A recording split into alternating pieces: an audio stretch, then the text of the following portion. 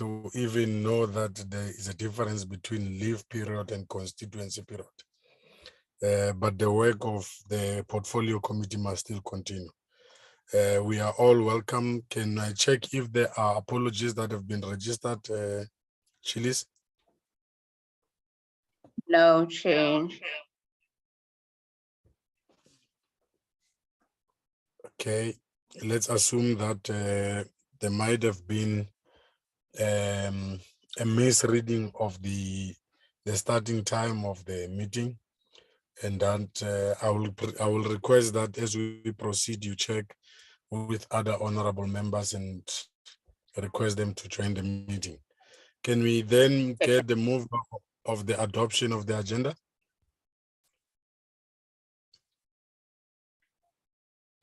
Chair, I move.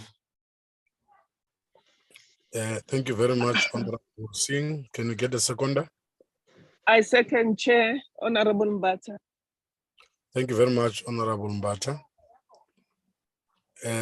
Gilles, can you kindly flight the report?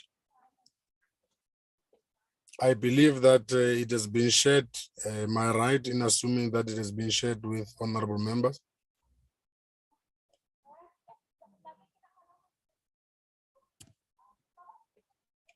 Yes, Chair, it was shared. Are you able to flight it? I'm gonna flight it now, Chair. I've got load shedding, so my computer is slow this morning. Myself too, for the first time in a year.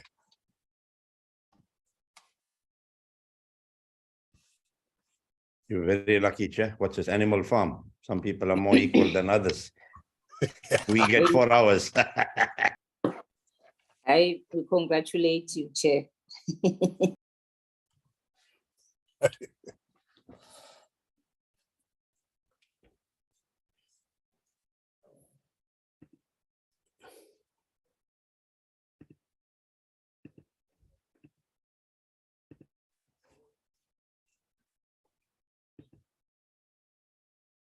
Chair Nhlanhla is going to flight the report for us, ne? Okay. Yeah, and Chair, we had a proposal at the next session with the PGA. Would members like us to continue with our Zoom platform, or you want to join using the link for the PGA? Which one is gonna be, yeah. Which one is gonna be easy? Ending hours before 12, and then join PGA's Zoom meeting, or must we continue with ours? How many are these people? I think there are about 5. And then it's easy for them to join us. You must send them our link. Yeah, I did, Chair. Yeah. But I just wanted to get permission from you.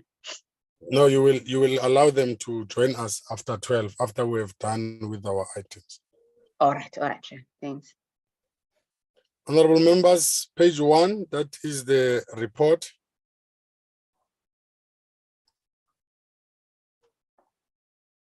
The draft report of the Portfolio Committee of Forestry, Fisheries and the Environment on the Strategic Plan 2019-2020, 2023-2024 APPs and the Budget Vote 32 of the Department. Page 1, first paragraph.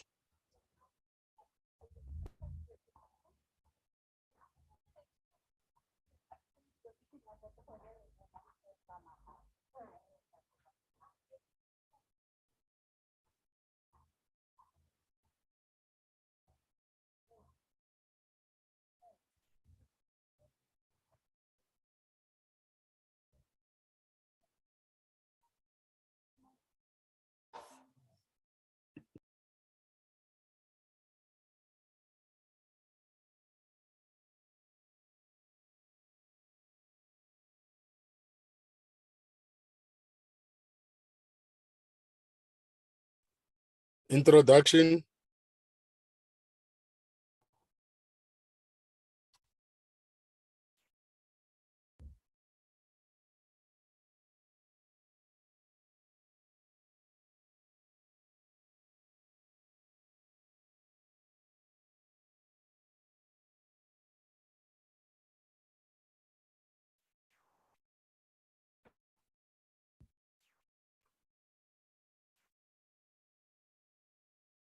the overview of the department and its entities,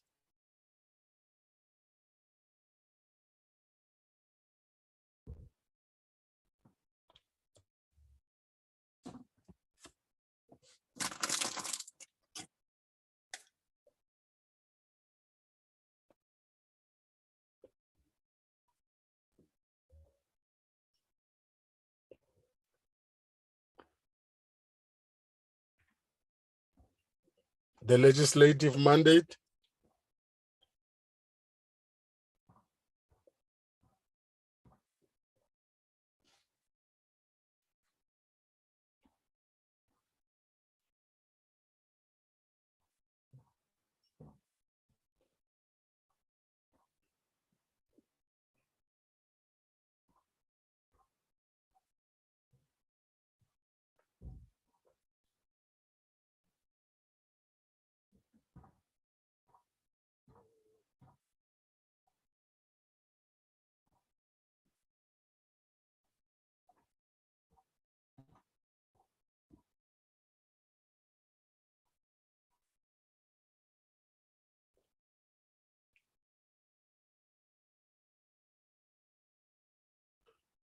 the departmental programs,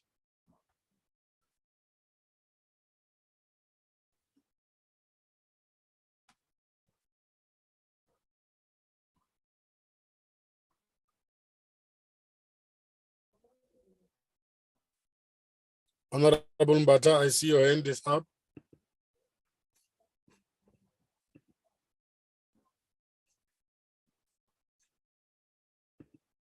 No, Chair, it's a legacy hand.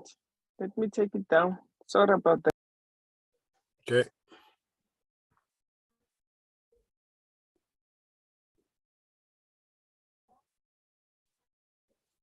The linkages between the departmental priorities and the National Development Plan Vision 2030.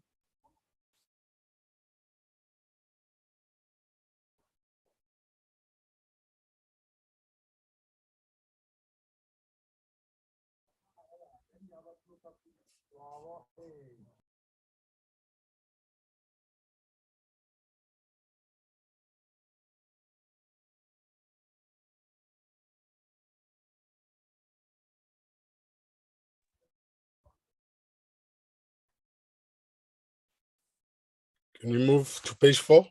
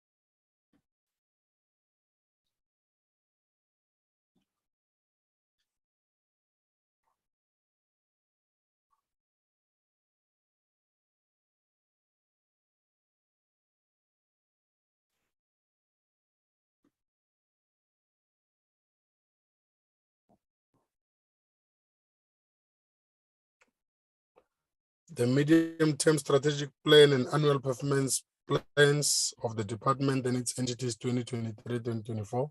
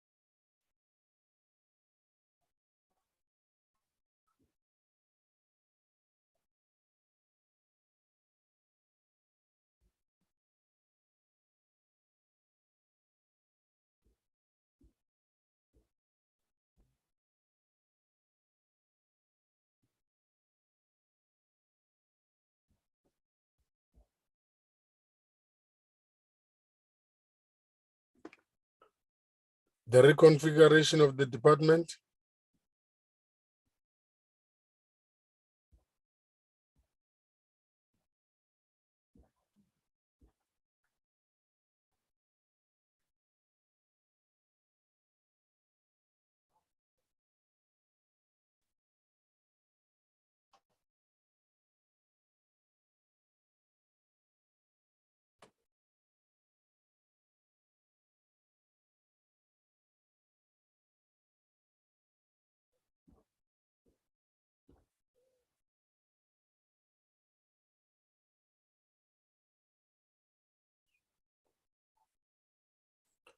Strategic objectives of the department.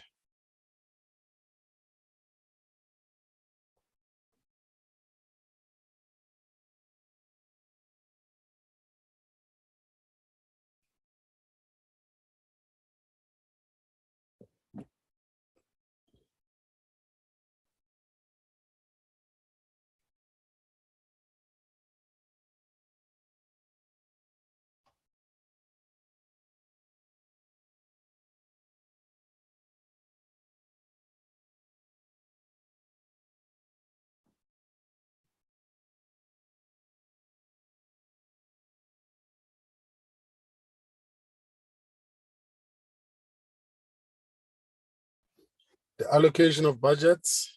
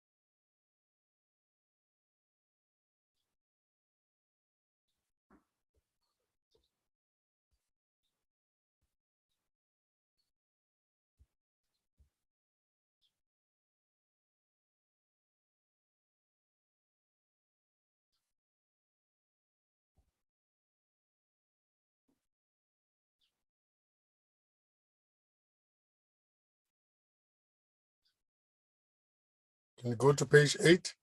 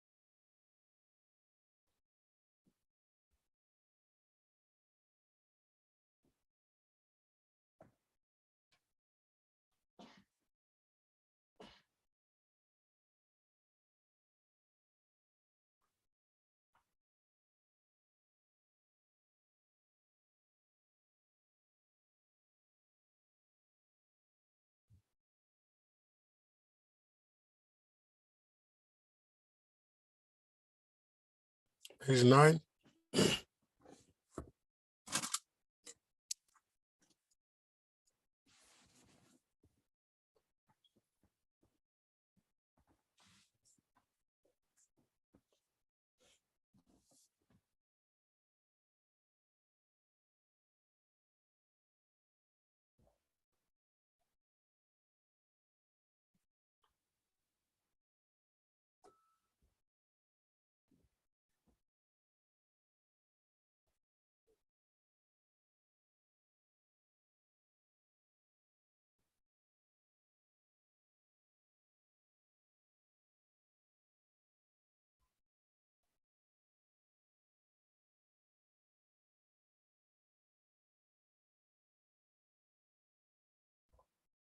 Administration, page 10.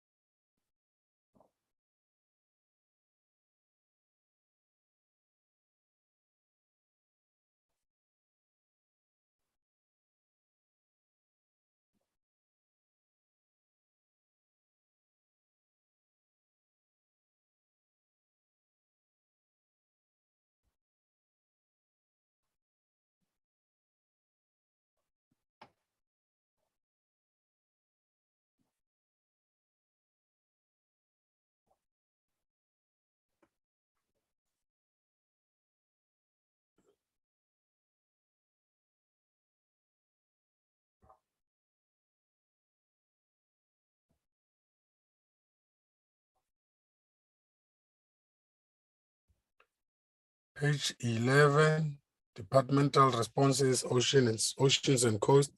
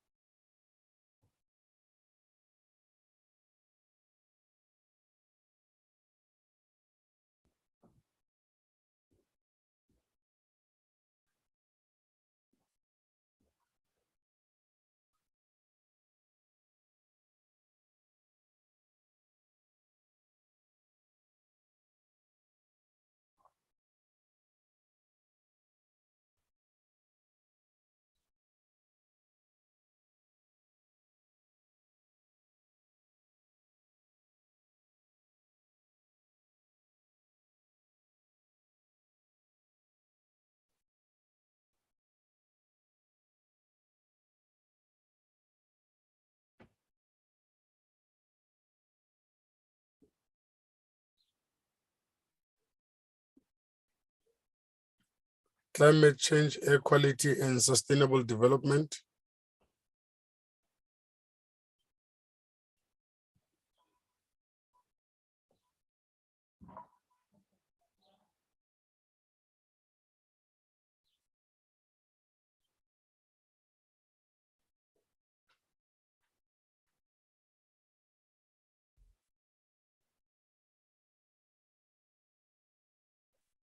Chair, Honorable Weber. sorry, Chair. I just want to respond here to the departmental responses. On number, let me just look quickly. Now, the bullet point 3. All right, the question was asked about Kendal Power Station. And I just want to get clarity here. Here is not a response of what the department said, but the department actually said that they will give me or as a written response to the Kendal Power Station situation. So I don't know, because if they're going to give a written response, which we haven't received yet, that it should come into the minutes, and if we should just note that the department said they will respond in writing. But there's no response to that bullet point here. Which page is that, Honorable We were Weber? just at it. Don't move on to Lika. We were just there. Go back to where we just was now.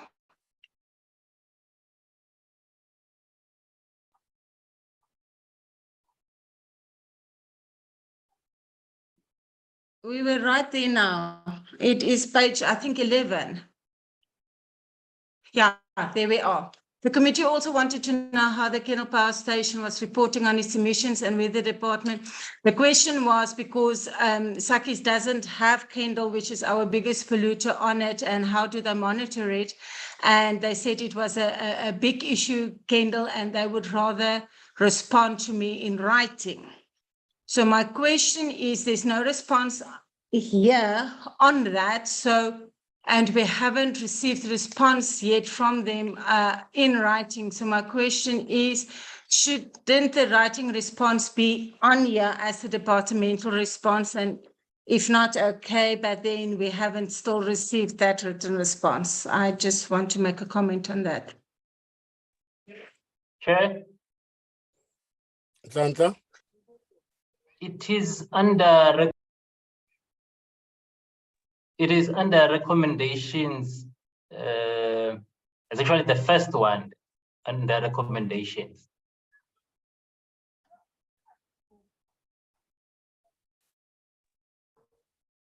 Are you happy with that, Honorable Weber? The department should submit in writing a report on the emissions from the Kendal power station and notices issued to polluting industries or companies in the Highveld priority area. Okay. Chair, I'm fine with that, but if I also remember correctly, I think we gave the department that day on everything we did a 10-day response time, which we also are passed beyond. So if someone can just follow up that we do get the written responses. Thank you. Okay, Can I kindly. come in, honorable members? Yes, Chilega. Is it 7 days or 10? It was 10, but I did ask for the written responses, Chair. It's just that Minister has not signed them off. So I'm expecting them this afternoon. That's the information that I received. Chair, can I ask then, I just want clarity on this. When we receive the written response, is the written response going to be included into this document that we see before us or not?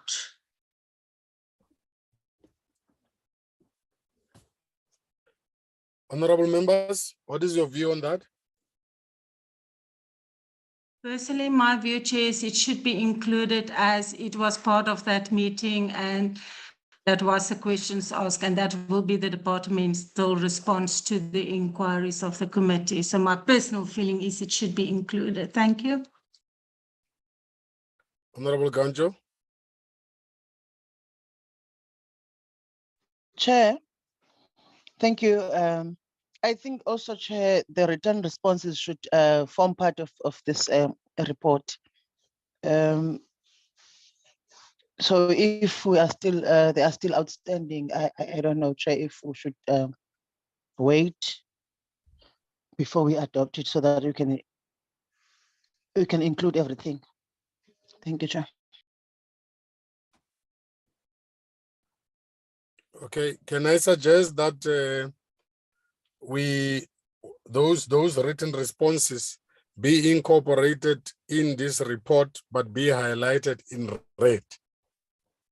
Will that, before we move for the adoption of this report, it should encapsulate all those areas that are outstanding? Will that be fair? Sorry, Chair, I've just got my hand up. Do you mind? Okay, come in, Honorable Bryant. Thanks, like I thanks said, very much, Chair. Yes, no, I fully agree with Honourable Weber and Honourable Gansha. I did read through to the end of the document where they've got the recommendations, and I'm sure we'll get to that at the end. There are a few points there in terms of steps to be taken going forward, in terms of the minister has to respond within 90 days, and provide responses, etc. I wonder if we could include it in there as well, because there was also a recommendation, a written response that is outstanding from the Botanical from SANBI in terms of the Botanical Society, which also I feel should be included in those recommendations.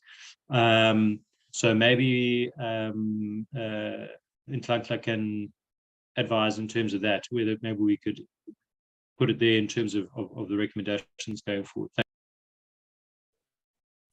thank you. Nhlanhla? Chair, Yeah, Baba. those ones, it will be up to the committee. If the committee feels that they need to be added here, they will be added here. Or if it needs to be, they need to be requested in a letter separately.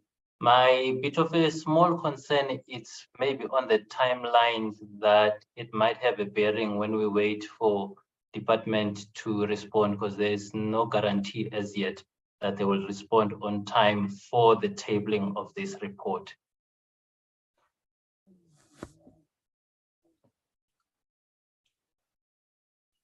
My That's understanding. referring to the points that need to be added. For example, there's a general agreement that the responses of the department should be included in the report. So that is fine. But as time moves, I don't know when the minister will sign off, but that can be, if it's more on if the minister signs off on time. And I'm not sure whether that will be sufficient responses for the committee to consider it sufficient enough to be included as a response or something else. That is just it can be, the responses can be incorporated. There's no problem with that. It's just the timeline that's a bit of an uncertainty, since we don't have responses as yet. Honorable Winkler. Thank you, Chair. I also wanted to add, I just looked at my notes, that we had also spoken to the Minister about how the Department of Environmental Affairs was engaging with other departments. And the Minister had responded that there was the Presidential Climate Commission, which included the cross-cutting departments dealing with the just energy transition. And one of the recommendations was that the portfolio committee actually invite the Presidential Climate Commission representatives to actually report back on the stakeholder feedback to our committee. So I'm not sure if that is in the recommendations. That was something that was included. Thank you. Honorable Weber, followed by Honorable Mbata. I'm sorry, and I appreciate what Nklankla said. Chair, this is an important piece of document, and it's a very important a meeting where everything that the department is doing is being discussed, and that's where we debate this. And on the meeting, we did ask for all responses to be within 10 days. And I don't want to take the minister on, but I do feel that the priority for the department should be that this is in time for us, because the debates are starting and everything. And I feel our document has to be a true reflection of what happened today and what was discussed and the promises from the department to have the responses here. So I do want anyone to encourage these responses to be sent and documented, whether it's under recommendations or whether it's under questions. Otherwise, this is not a true reflection of feedback and of everything that has happened. And it makes it very difficult then to accept this document with things outstanding. And that should be a priority, because the debate is starting this week and next week on this. And I really feel that this is very, very important for us to have this document to reflection. Thank you. Honorable Mbata. Thank you, Chair. I think we have a challenge here of the written response from the department, and also of the complying on the submission of this document to Parliament. I think I will because even if we say we will wait for these responses, like Nklankla has said, we are not sure when will these responses be signed by the minister, unless if we were sure that we are going to get it. But even if we get it, there's no way that we can attach the responses that we haven't seen in the meeting. So I will follow your suggestion that we continue with this report, but with the highlight that in red that by the time we finalize this document, we're still awaiting the responses from the department. Because even if they come, we'll have to look at them and discuss them before they get attached to the report. Thank you, Chair. Honorable Weber, is that the legacy hand? Honorable Winkler? Legacy, sorry. Okay. All right. I had Chilis, I understood Chileka to be saying that in their communication with the department, these responses are waiting for a sign off by the minister, which is likely to happen this afternoon. And I had proposed that we highlight them in red so that we don't really have to go through the entire document again. I'm proposing that we conclude this document with those areas that are lacking. Once they are incorporated into this report and highlighted in red, we go straight to the areas that are highlighted and then adopt the report if that is agreeable. Are we fine with that, honorable members? I'm Fine fine with by it. Thank you, Agree, Chair. agree, Chair, Fine, agree. fine. Agreed, Chair. Okay. Chilis, can you kindly put some pressure on the minister and the department that we were unable to adopt this report because it does not have part of the commitments that they had made to respond to members of the committee in writing. So we are unable to adopt it.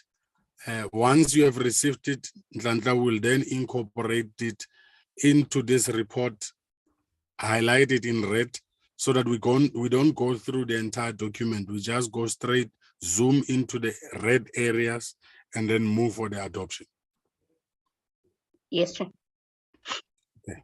Let's proceed, Mr. Giniza. 5.5.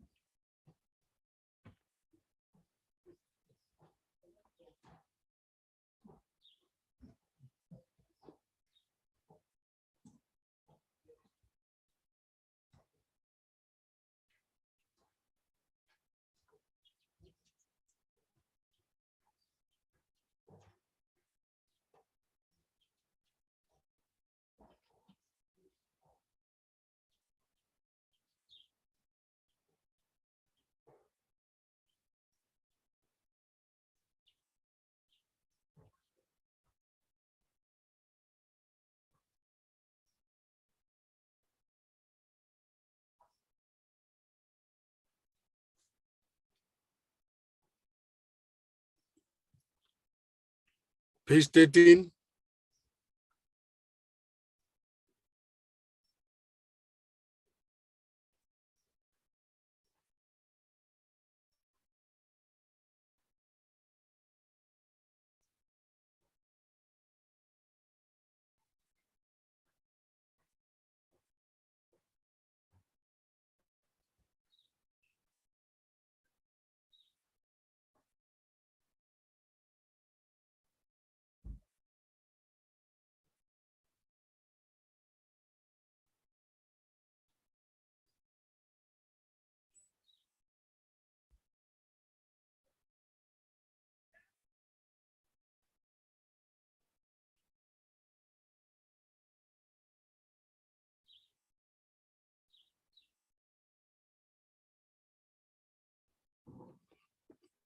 Chemicals and waste management.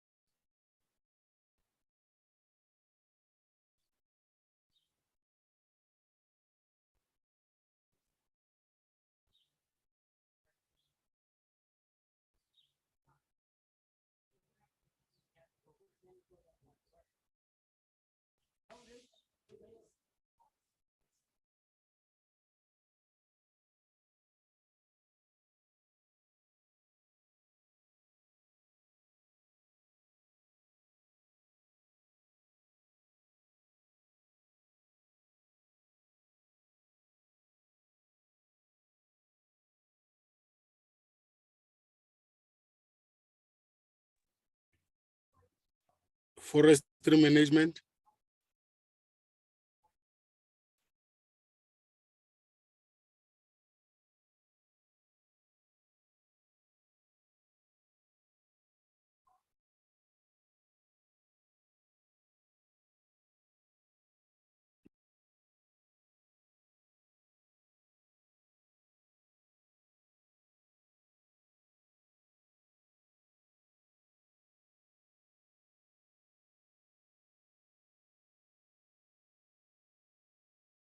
Chairperson. Chairperson. Honorable Weber. Chair, I just have two questions here with forestry. There was a question from myself and Honorable Paulson about the distribution of trees to municipalities, how that is managed and how that is regulated, which is not referring here. And then there was also the question about Limpopo and Mpumalanga that they put together in a report like this, and the undertaking from the department was to for our use to separate them so that it is not one but actually two provinces as it should be. And I don't see that here, so I'm not sure if that was not too important, but I do think it should be in here if I'm not mistaken. Thank you. Can it be noted the Limpopo Mpumalanga matter? Chilis.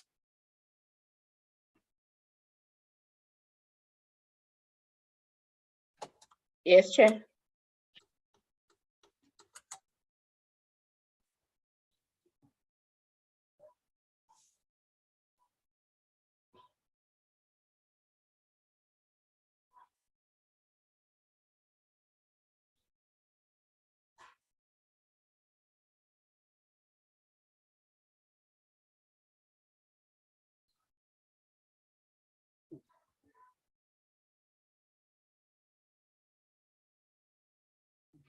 Fisheries management.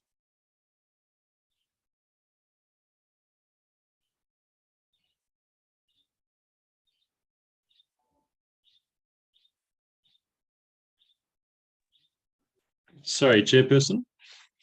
Honorable Bryant.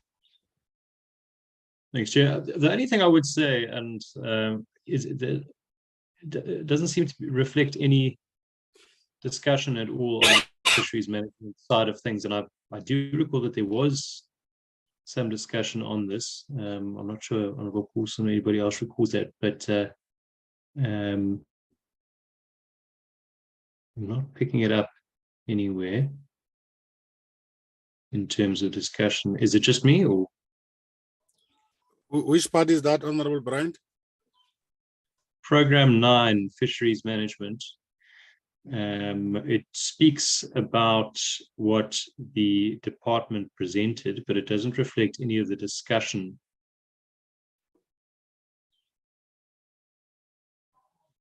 I agree, Chair. There was quite a discussion on this in any case. I agree with Honorable Bryant. Chair? Kantla? Yes, there was a bit of discussion. There was actually more discussion in the week before that because we were dealing with fishery staff mostly. On this one, there was a comment from the DDG Fisheries that she expected Honorable Paulson to be in the meeting to raise a certain issue around the support to small-scale fishers. But other than that, during the meeting, I do not recall a discussion around this branch.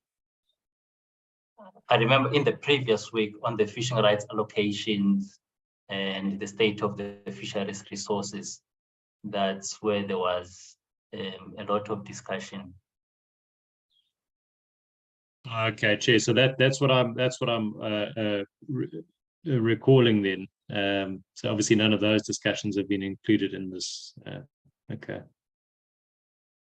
Can we agree that you look at it, Nhlanhla, the previous discussions that Honorable Brandt is making reference to? Just put a note there.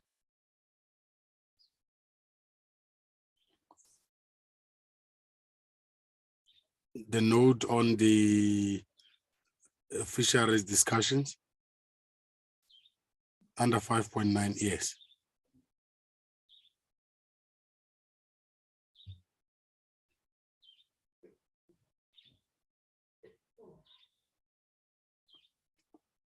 Okay, sun parks.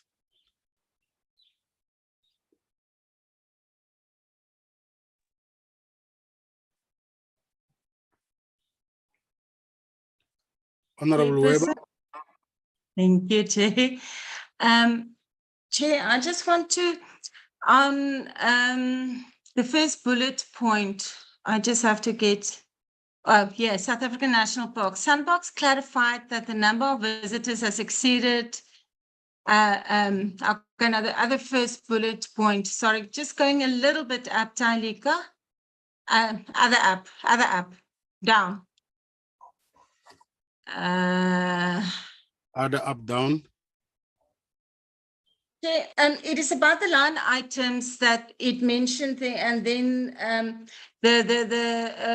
they respond. The committee inquired about the 11% increase in visitors. That's the first bullet point. The lack of security line items in the Kruger National Park, resources for appointing 82 rangers and budget allocations for rangers residing out of the park. Chair, the question was specifically on getting a separate line item for security, that the focus that we can actually see what is happening in Sound Parks regarding security. That was the question. The answer was that they don't have a line item like that. It was not ring fence. That was not the question, as the answer is. The question was to have a line item for that. And the answer was that they will look into it and consider it.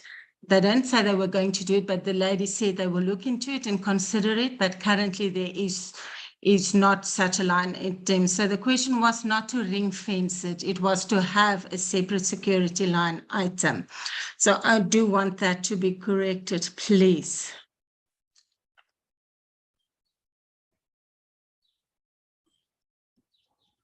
Please make that note today.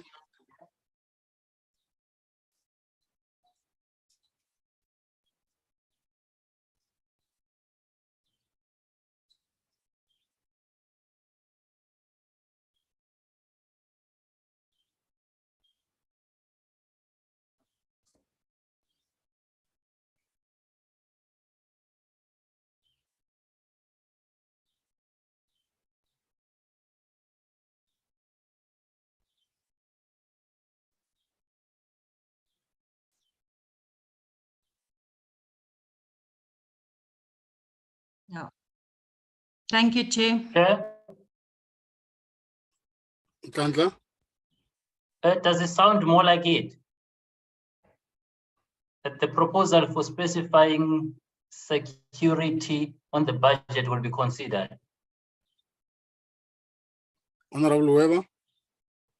I actually, there's 4 points in that first bullet point about the 11% increase, and every one of those 4 things are very different from one another.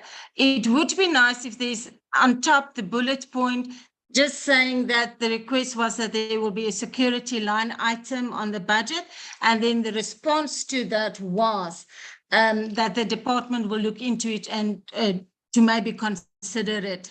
I do think that first bullet point is very loaded, and it's actually different things. So it would be nice to have a different bullet point just saying it was requested by the committee that there may be a security line item where we can actually really see what is happening with the security and how everything is going. I know we said there was a lot of things involved with that. And then the second, then where the response come in is just where they say the department said that they will look into it or consider a separate line item for security. Thank you.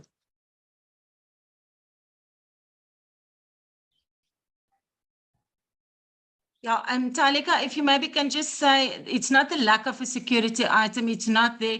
You can say the lack of a security line items in the Kruger National Park budget, but the request is to maybe put a security line item onto the budget.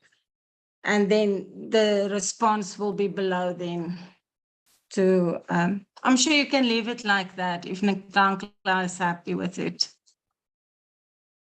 That the department.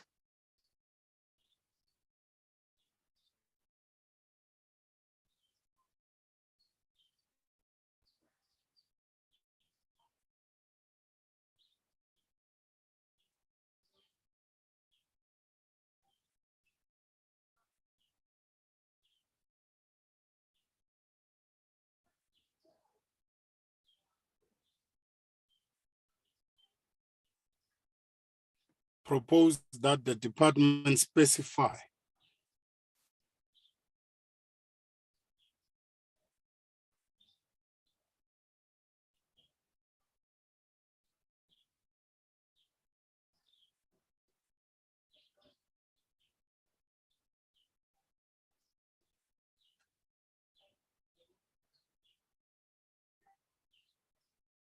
Yeah, I think that is what happened. And then just below where the South African National Parks response is, then that will be the department said they will discuss and consider it.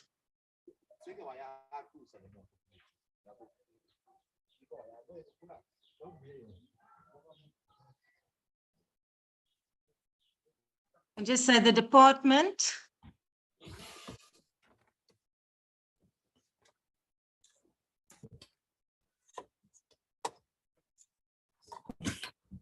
responded to discuss and consider a security line item for sandparks.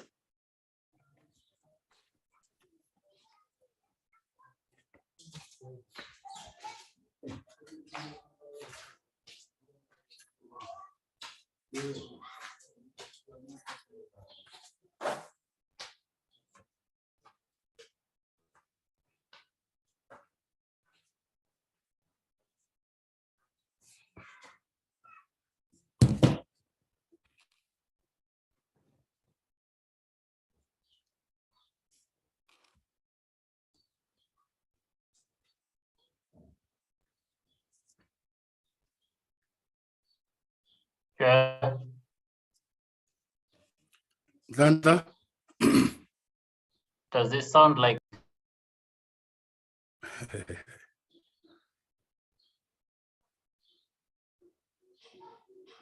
Yes. Well, that is what they said. Yeah, I'm They happy. agree.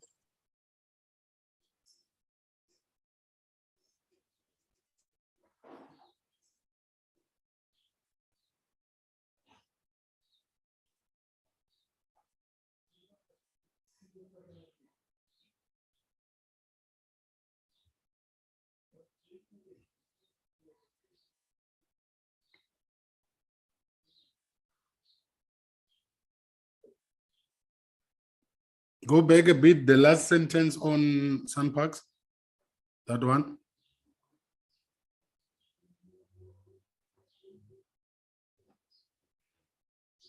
Can you just put NB there, that we want that comprehensive report?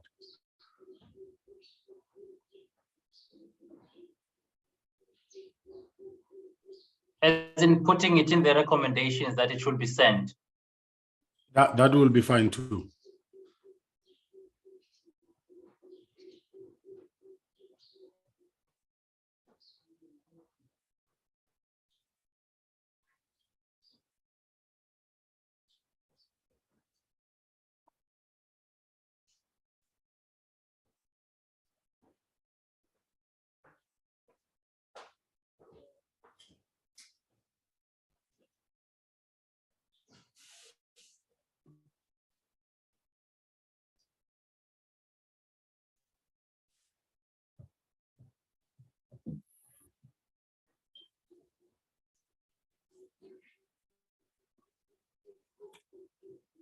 Okay, can we go to Ismangaliso?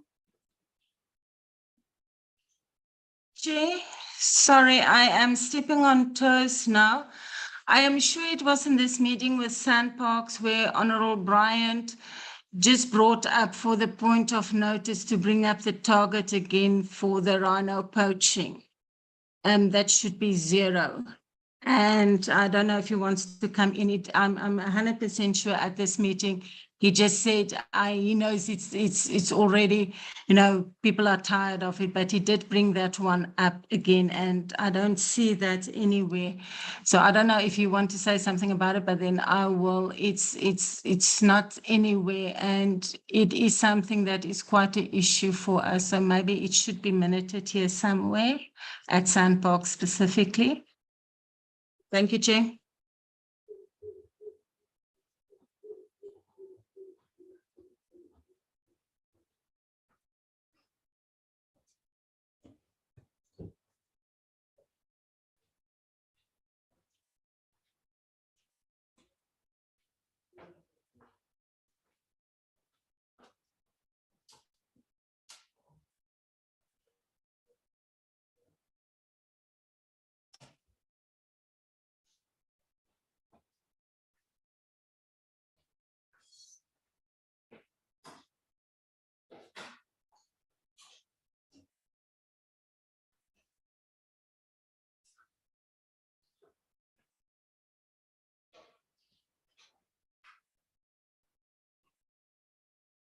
Siyabaleka isilungu Mhlekazi.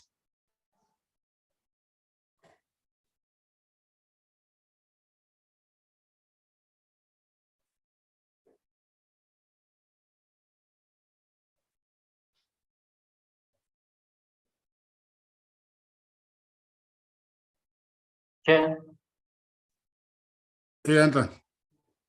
I'm not sure whether Honorable Bryant would like for this to be a recommendation that the target be set to be as 0 or just be kept here as part of the discussion. Who made this? Who made this commitment? Isn't it that they said so, or is it Honorable Bryant who made that recommendation? Thanks, Chair. I'll come in if need be. Yeah, I mean it was part of the discussion, and it is our position that the targets, setting a target of allowable poached animals should be reviewed, and that the target should be 0.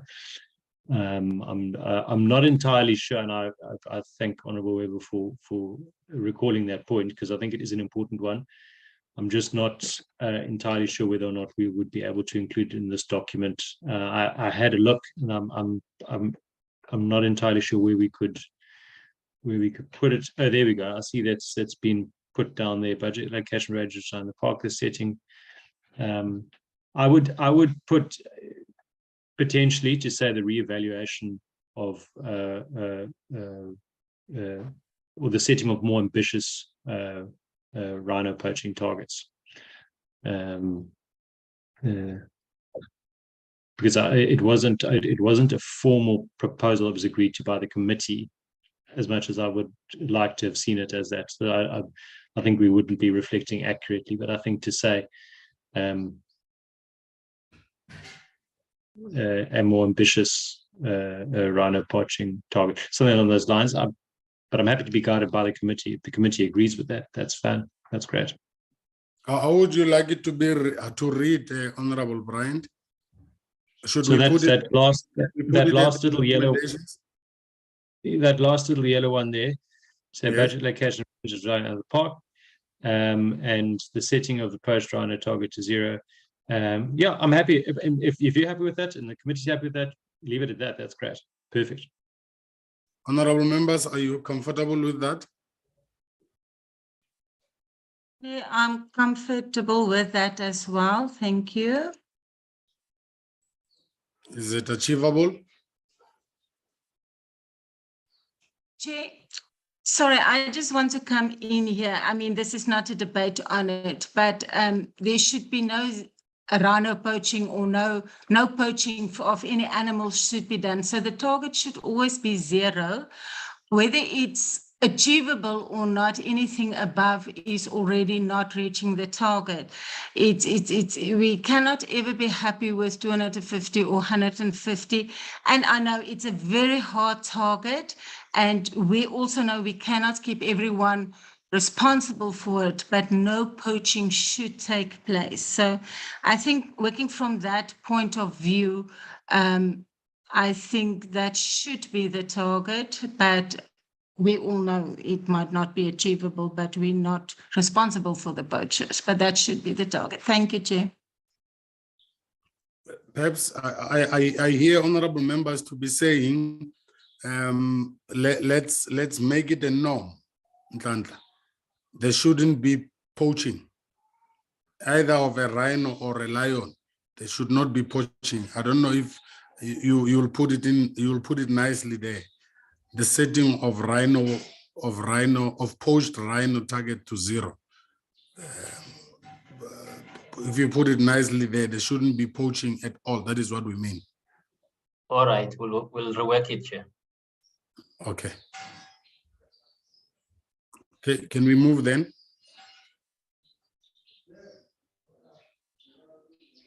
We were at Isimangaliso.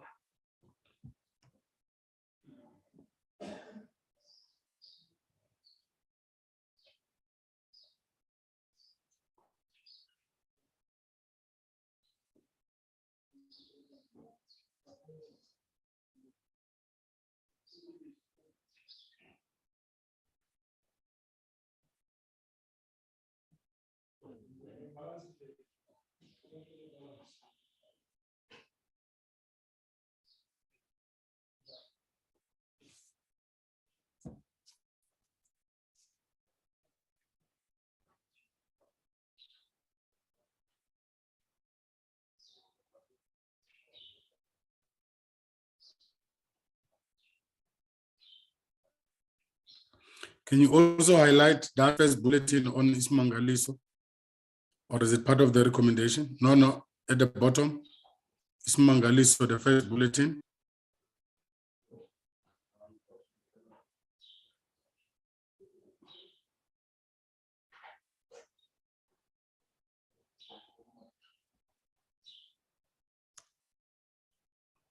I'm just saying it must be highlighted so that when we re-look at this document, we should get that written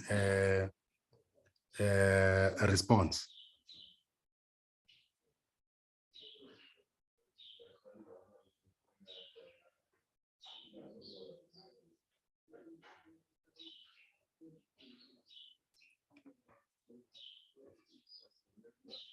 It is the only two in Isimangaliso. And if that's the case, let's go to Sanbi.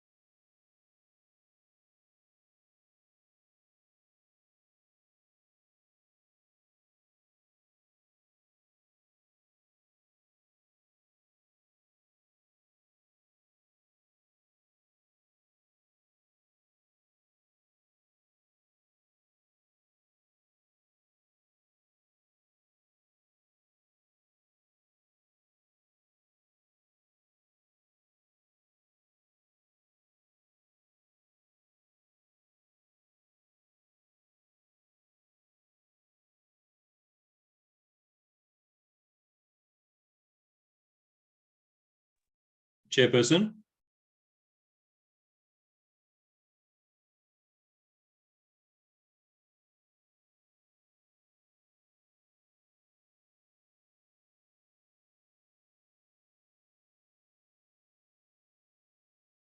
Oh, I'm muted. I'm sorry. No problem, Chairperson. Proceed, Honorable Brian. I wanted Nhlanhla to highlight on bulletin number 2 on Sanbi that the committee noted that there were requests from the captive lion owners who would like to exit the industry. There's a question there that we wanted to know whether the department has had discussions with those people who want to exit the industry voluntarily. Can they give us a response also on that? Honorable Bryant? Thanks, Chair. Mine is on point. Oopsie, we've gone away again. I don't know where we're going to go back. There we go. It's the third. Yes, that one. The third bullet point, just on the Botanical Society issue. If we can just amend that sentence, it just sounds a little bit clumsy, where it says lifetime membership cost over thousands of rands. I think if we could just change that to say lifetime members had invested over thousands of rands to ensure that they had access to gardens. So we say lifetime members had invested thousands of rands to ensure that they had access to those gardens. And you can take the rest of that sentence out. It's just a bit clumsy.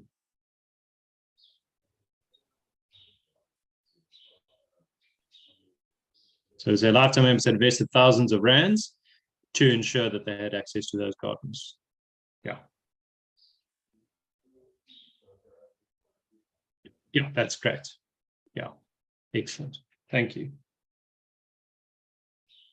And then just the other point which was raised earlier as well, which is that the SANBI CEO or SANBI committed to providing a comprehensive response in terms of the reasons behind cancelling the membership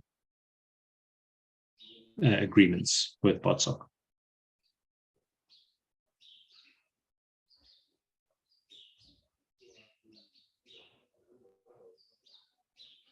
Tieleka, you did confirm that that would also come today, I think. Chair. Honorable Winkler, you'll be followed by Honorable Dlamini. Wait. 1 second, Honorable Winkler. Honorable, let's just get that point of Honorable Bryant captured first. My apologies, Honorable Winkler. No problem, Chair. It was just a SANBI written response on cancellation of membership with BOTSOC. The lifetime members they responded to, but it's a written response on the cancellation of membership agreement with Botanical Society.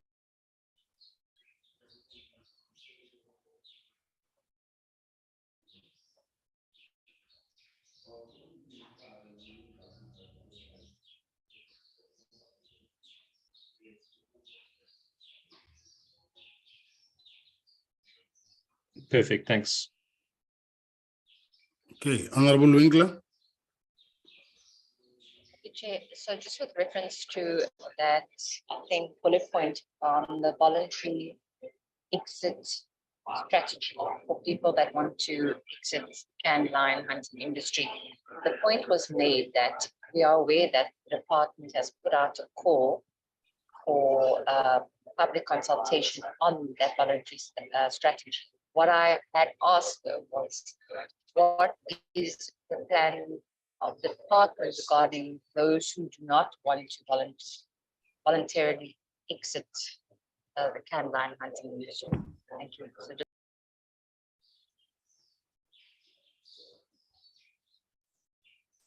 Did you capture that, Nhlanhla?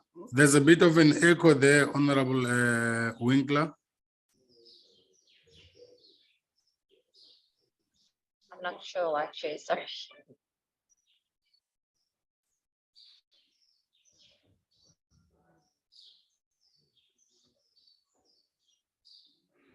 Okay, just between the yellow part and the red part there, Nhlanhla, what Honorable Winkler is asking is, what happens to those who joined voluntarily?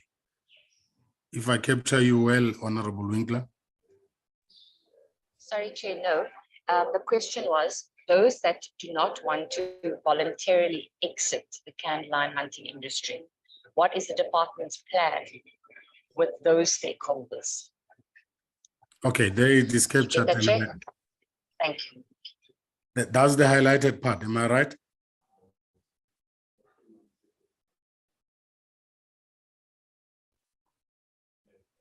Yes, that's correct. Thank you. Okay, Honorable Dlamini. Thank you, Chair. I want to go back to the point that was raised by Honorable Winkler on a question of this lifetime membership and a lifetime member. Is it lifetime membership sort of like a green membership where actually is no ending, it just goes on like that, or what? Is it not going to open some of other attack from us if we talk about that time of lifetime membership and the lifetime membership and lifetime member? What is different between the two? If I'm out of line, therefore can correct me, Chair, but I just want to understand that thing. Thank you. Honorable Winkler, followed by Honorable Bryant. Chair, that wasn't my question. That was from the Honorable Bryant. Thank you. Honorable Bryant. Thanks, Chairperson. There was a long discussion with the SANBI CEO around this point, and the issue of the lifetime memberships was actually dealt with in that meeting, and SANBI informed that those 450 lifetime members, their lifetime memberships would be honored. The discussion is around the agreements between the Botanical Society and the free entrance that was previously granted to Botanical Society members, which was renewed on an annual basis.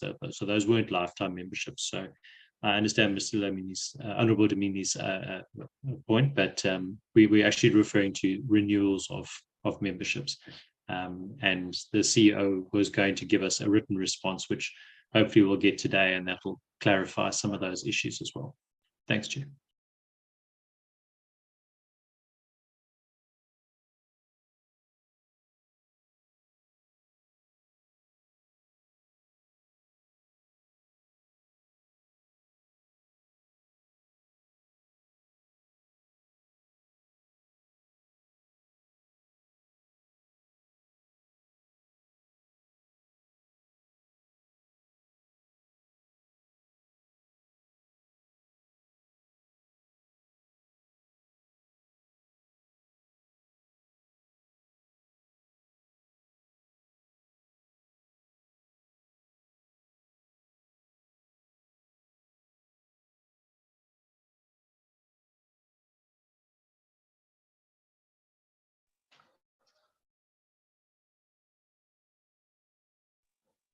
Chair.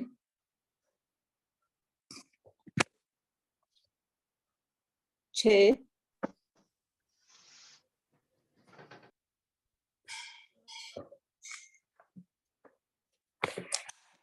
Chair. Honorable Chair. Honorable Mkunu.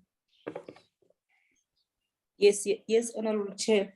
On this matter, when we look at, I just want to check if we will need the written response. Yes, I agree that we should put it on should highlight it. But also when you go to the responses by the SANBI, there are those responses that pertains to this particular matter of the Botanic Society membership, and there's a bullet where it's bullet number. Let me check. 1, 2, 3, 4, 5, 6. Bullet number 6, where I think the SANBI was clarifying that the issue of the membership, it's between the members and Botanic Society, and SANBI is not liable to that. So, Honorable Chair, I think when we deal with that matter, can we deal with those also responses? Response on bullet number 5 and also on bullet number 6, where it is explained where Sandy was giving the two explanations on how they are dealing with this matter. Thank you, Chair. Honorable Bryant. Thanks, Chair. Yes, Honourable Nkuni is correct that was certainly reflected there. But then there was a further discussion after that, whereby there was going to be a written response in terms of the reasons, so not in terms of the way forward, and I'll take the point there in terms of the refunds, but in terms of the reasons for the change in the status quo, because there was quite a complicated reasoning, it seemed, behind that. And the CEO agreed to provide that written response within 10 days. We haven't received it yet because from what Tieleka has advised, and perhaps she can advise you now on that, but what she said to me was that those responses are with the minister and should be signed off today. So I don't know if that's confirmed or not.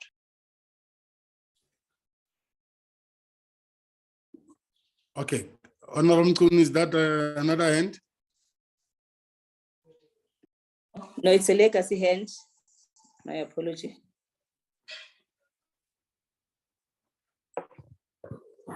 Can we then note it like that? Please highlight it that the CEO will provide the written response. We had given him 10 days.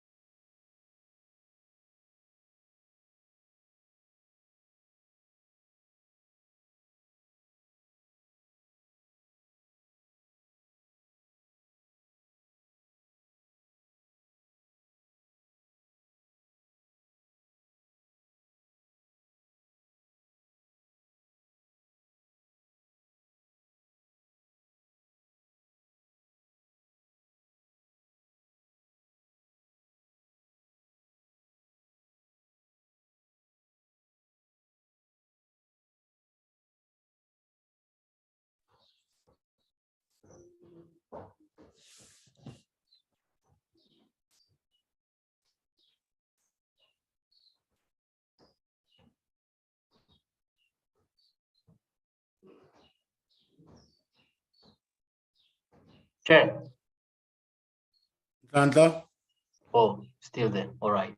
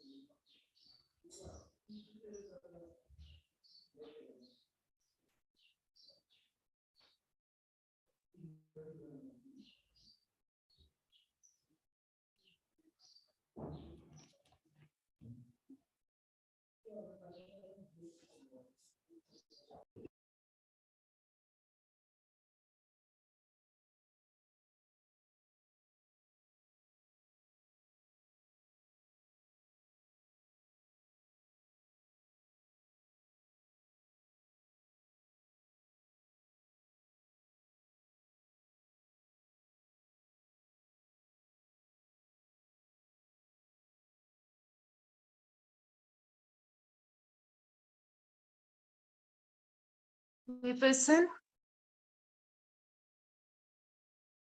Chairperson? Yes, proceed, Honorable Weber.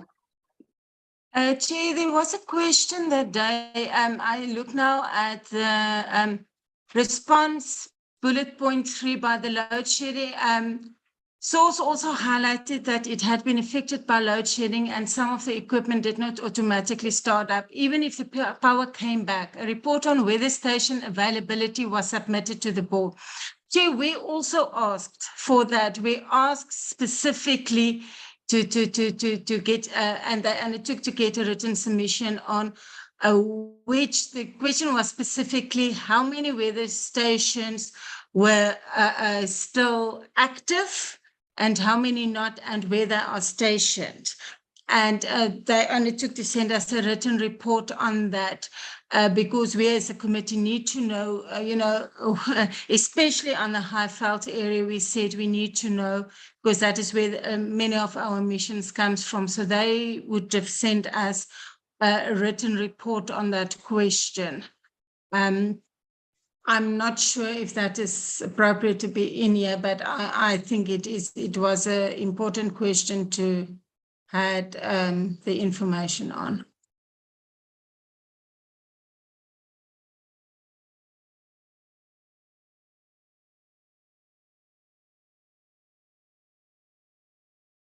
I see the question just below concerning Sakis. It was responded that source did the air quality monitoring in conjunction with the department. That comes in with the question that we need to know where these weather stations are and how many of them are active or not.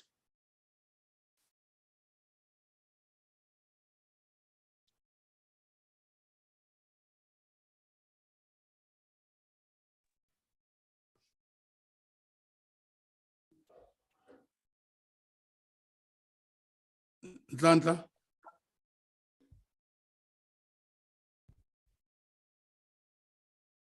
Chair. Can I just check the practice with these reports? Isn't it that the responses should come in from the point of view of ministers' responses as opposed to them forming part of the committee report? Has it been done before this way? Isn't it that the responses always come as part of ministers' responses?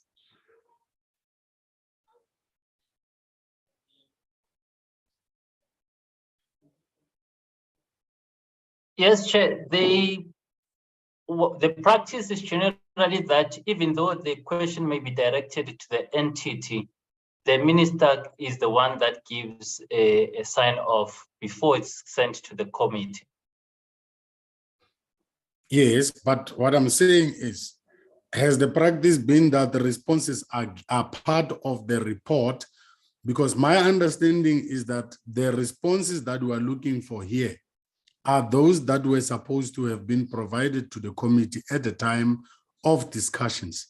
But if there are further questions, those will come in as ministers' responses at the level of the plenary in the assembly. Am I right?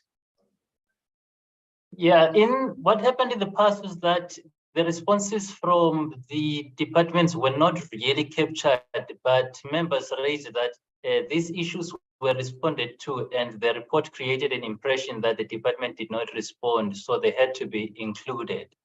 So as to whether the committee was satisfied with the response or not, that will not really go into the discussions, can go into the follow-ups, which can be incorporated either in the debate in the House or as part of the recommendations of this report, depending on the decision of the committee. For example, the committee can also expand in terms of the recommendations based on either something that was omitted in that meeting or what has been captured as requiring a response. Okay. Dr. Watts? Is Dr. Watts in a meeting? Chairperson? 1 second, Honorable Weber. Dr. Watts?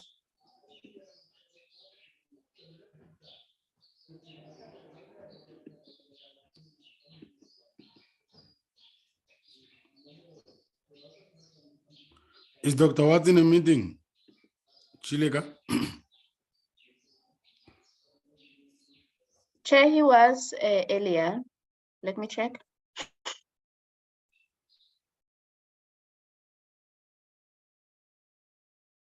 Okay, I see him. I see he's in a meeting.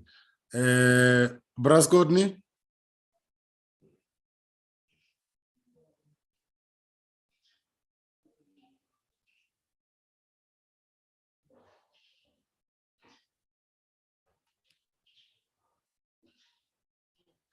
Okay, Honorable Weber. Yeah, I understand what you want to say, and I in a way, agree with you. The problem what's happening here is this is things that was discussed on the meeting, that was on the meeting, say they will respond to as written or not, in a way. And for order for this document to be a true reflection, we do need to have everything that was said on that meeting here, because this is the minutes, basically, if you can call it that, of that meeting. So if the department, because I recall also the minister was in and out that day. So the department is doing the work and she signs off. So there I do agree with Nklankla whether it is important for us, because it was enough for us to actually have discussed this on that meeting, and the department did take certain, what do you call it, certain agreements or certain steps to give us feedback on that. So I do feel, since that was the undertaking on the meeting and all the written responses had to be by Chalika today, that is one of them and should be included. That's just my opinion. Thank you.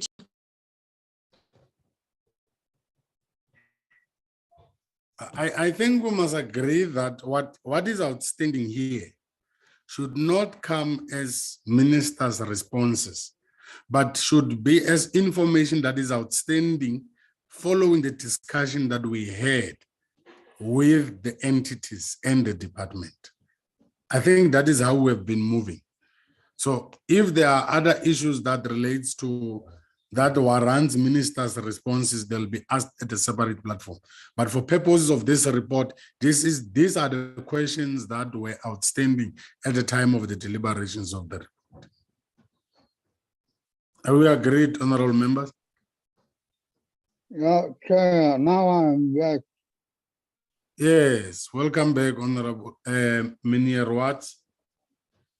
Yeah, what I was saying is that the practice has always been that the questions which were not responded to during the meeting, they automatically become part of recommendations that is actually at the end of the report.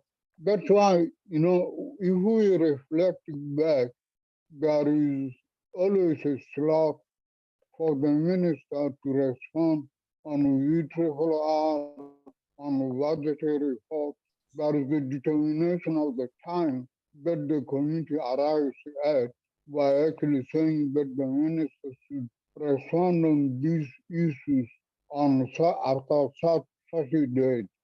But it had never happened that the part of the written response become now part of committee's report to the extent that the committee is sort of immobilized to move on its own report. It cannot adopt its own report because there are recommendations that have not actually come through from the minister or from the entity. It cannot be that way. The committee report cannot be held hostage by lack of responses timelessly to become part of the committee report. You know, the way how I hear you dealing with these issues is like the response must be attached to the report of the committee. It cannot be that way.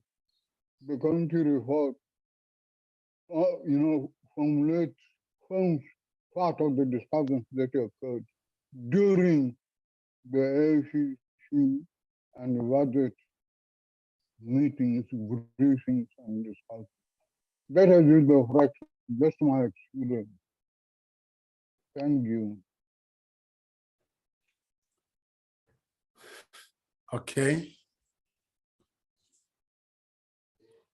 What then do you recommend, Braskodny? What should happen with the...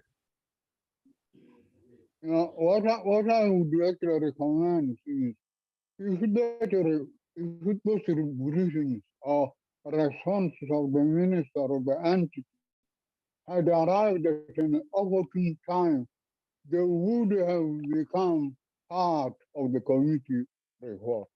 But because the committee is sitting today to adopt its own report, the committee should adopt its own report, and the outstanding responses should actually be part of minister's response to the committee on the issues which emanate from the discussion on the budgetary report. Okay, honorable members, do you follow what Honorable Scotney is saying? Many what? Yes, Chair.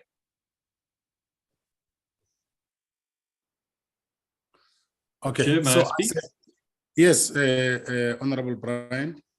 Thanks, Chair. I think Dr. Watts has provided some very cogent advice and guidance. I think it refers back to what I alluded to earlier on at the beginning of the discussion around ensuring that it's, these points are covered in the recommendations right at the end, where it says what we expect within 90 days or however long from the minister. So I think his guidance is good. Thanks, Chair. Okay, we take that guidance. So Nhlanhla, we then say that all these areas that we have highlighted will come as the recommendations, but the responses will be provided as ministers' responses, following the guidance of Braskodny.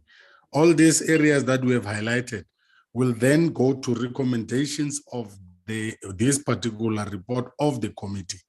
But the responses will come in not as attachments, but as ministers' responses to the report and the recommendations of the committee report. Noted, Chair. Okay, Chair, so what exactly does that mean? Am I going to get my information in a written response or in this committee or from the minister? Ons wag nog steeds Weber. We're waiting for minister to finish, to sign them off, and then she will send them to the committee. But from this report, though they will come as recommendations, but after she has signed off, they will then come as ministers' responses. They will come, but not for purposes of this report. Do you understand? Chair, sorry, I do understand, but that does create a problem for me. I am 100% with you, Chair, but remember that we need this document as well for our debates and for true reflections of the meeting. So I don't know if we should have a separate minutes of that day's meetings, because I understand the minister's response and everything, but we still need the information that was undertaken to us to be sent to us within 10 days. And I think that is what I'm requesting here as well, is that was the agreement. And it makes things very difficult to know. Maybe we get the responses in 3 weeks' time, and we need the information now in order for us to, on a certain aspect, to move forward. So I hear and I accept what you say, but it does. Do you understand what I'm trying to say? It creates a little bit of a loophole and everything for us not to have the needed information that we discussed in our debates, for instance. So, but thank you. I accept the ruling. Okay. Chileka will. Yes, Brasgodny.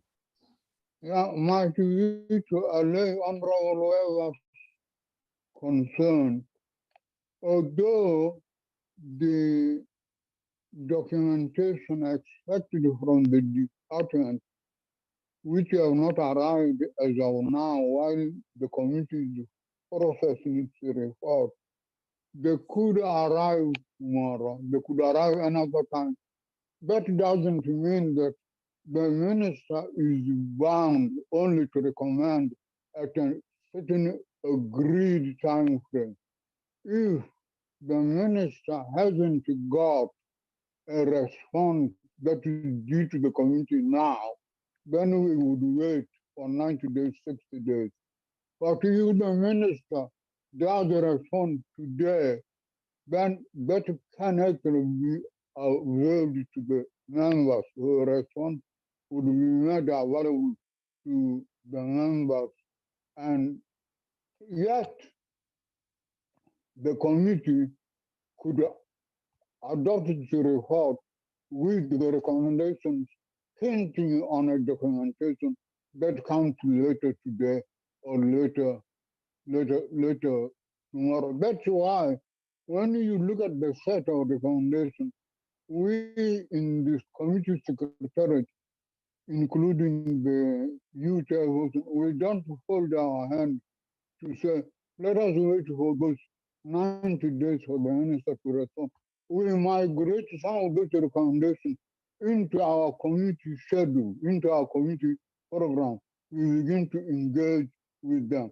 At the end of the 90 days, we look back and see how many of the recommendations we have exhausted and how many of them we have not exhausted. Then we request the minister to supply us with outstanding information. It doesn't mean that because this request that is required by Honorable Weber has not actually arrived today, then she would have access to any response only after 90 days. No, she could have response to questions written today or tomorrow, and still the community secretary can avail that to her. Thank you. Okay, I think there's consensus. Chileka had said to us that we are going to get, she is waiting for the minister to sign off the responses. What it means is that they are ready. They are just waiting for her to peruse and sign off. So she said, but it's highly possible that we might get those written responses today. Now, what I had posed to the committee and the staff is, does it happen that these responses that are from the entities and from the minister, should they form part of this report? And the answer therefore is no. But we are saying they should come in this report as recommendations. Now, what needs to happen is that Chileka will make a follow-up with the minister, including leaders of entities who made undertakings to the committee that they will submit written responses. So what we are going to do is just to put them there as recommendations and await the signing off and submission by the minister. Thank you, Trevor. Really, thank you. Okay. Okay, thank you. I really understand that. Just one comment. I understand we're waiting for the minister's responses, but all the other information that we talk about that we will get later. I just want to make this minuted that the undertaking in this meeting for all that other stuff was also within 10 days, which it was part of the minister's response or not. So I just want to comment on that, Chair, that we do want the department and everyone that did take undertakings of sending responses, whether it's from the minister or not. The due time was already gone, and I just want that also minuted that people have to stay within the commitments they make in our meetings. Thank you. Okay. That is noted, Honorable Weber. Can we proceed, Mr. Giniza? The MLRF.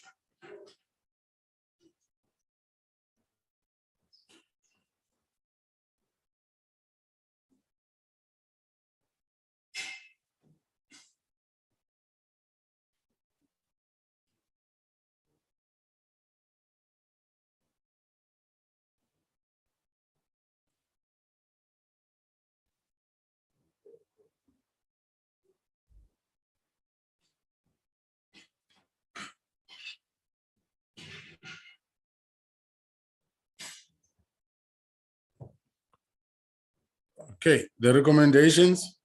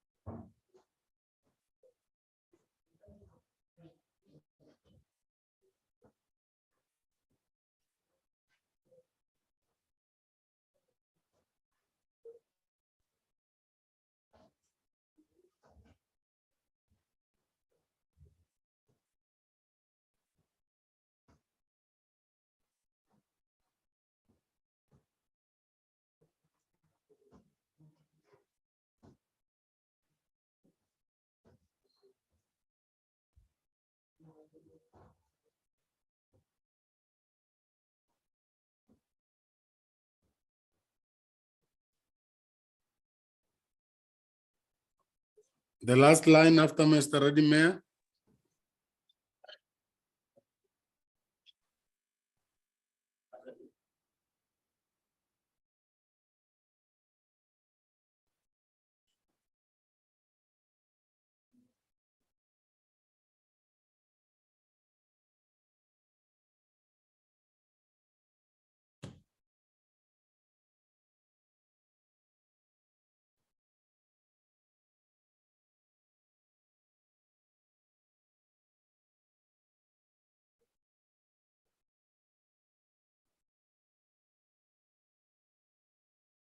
Yeah, I'm not sure if Honorable Winkler's hand is up or if it's a legacy hand, but if she's first, I also would like to ask something. Honorable Winkler. Thank you, Chair. Okay, so the first point was that we'd also asked under waste management how the waste management strategy plan is going to incorporate informal settlements, how they were going to deal with waste management about informal settlements because they don't have the resources or capacity, and how that was going to be broached to municipalities. And then just go a bit up to the bottom of the recommendation.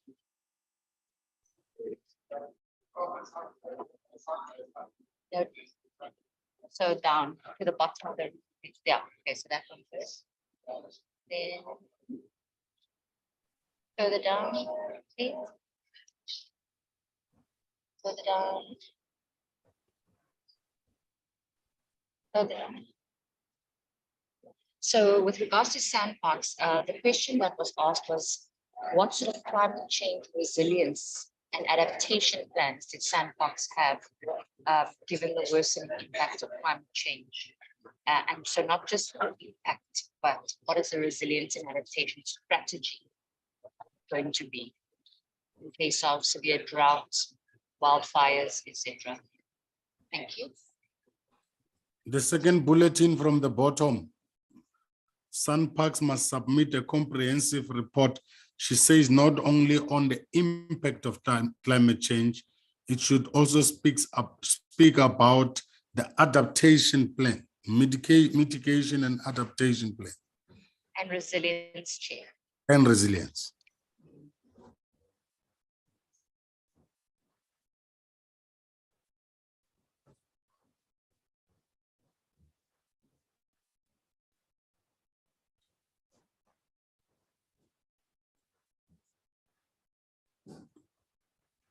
Right. You can remove and.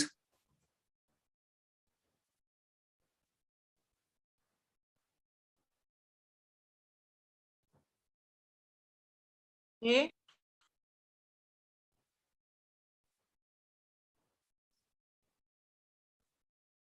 Okay, and this for the next point, the next bullet, the last bullet. Oh, and Sunbe written response on cancer. Okay. Sorry, Chair, I'm still back with Honourable Winkler's, the bullet point above Sunby. It is Sandberg's must or will submit the comprehensive report. They haven't submitted it yet, so it should read Sandberg's will submit the comprehensive report on the impact of climate change on the park and adjacent communities. Thanks.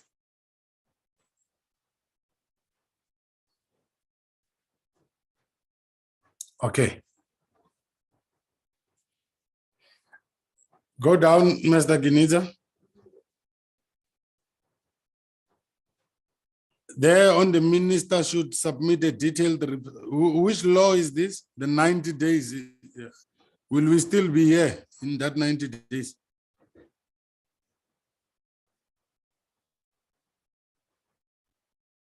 Chair, it was inherited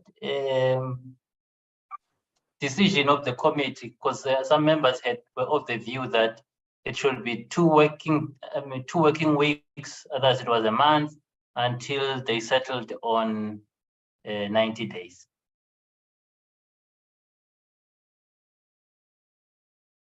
But it's up to the committee. Okay, are we sleeping peacefully with 90 days, Honorable Singh? No, Chair. No, Chair. I've been following the meeting. Don't think I'm quiet, but I've been following the meeting. 60 days maximum. There's a proposal of 60 days from Honorable Singh. Agreed. Honorable Kunu. Thank you, Chairperson. I am fine with the 60 days proposed by Honorable Singh, but also, Chair, I don't know if we continue with the highlighting of the last bullet in the recommendations, because I think we've highlighted it in when we were dealing with the comments by the portfolio committee. And in these recommendations, these final recommendations, we also have all these bullets where it says whether it's Sunby, whether it's Sunpark or Simangaliso, or the department itself must submit a written response. I would say we also include that must. Sunby must submit a written response, but we don't highlight it. We leave it like all the others, and we also change that 90 days to 60 days. Thank you, Chair.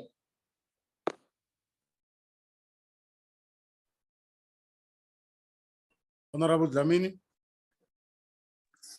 Thank you, Chair. Just maybe to make a follow-up is that on this thing of 60 days, 90 days, and all that, it doesn't have, it have an open and no ending. Is it possible to say, if we say 60 days, when does this 60 days expired? Because now we might end up tomorrow, it's still 60 days, you still count it 60 days and so forth, all that.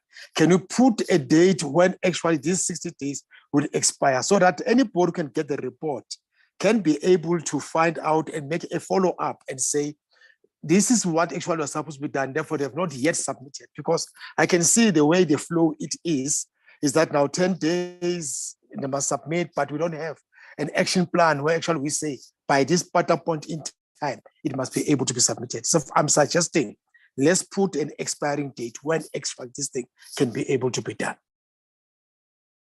If you read that sentence, Honorable Dlamini, your answer is there. The one, the minister?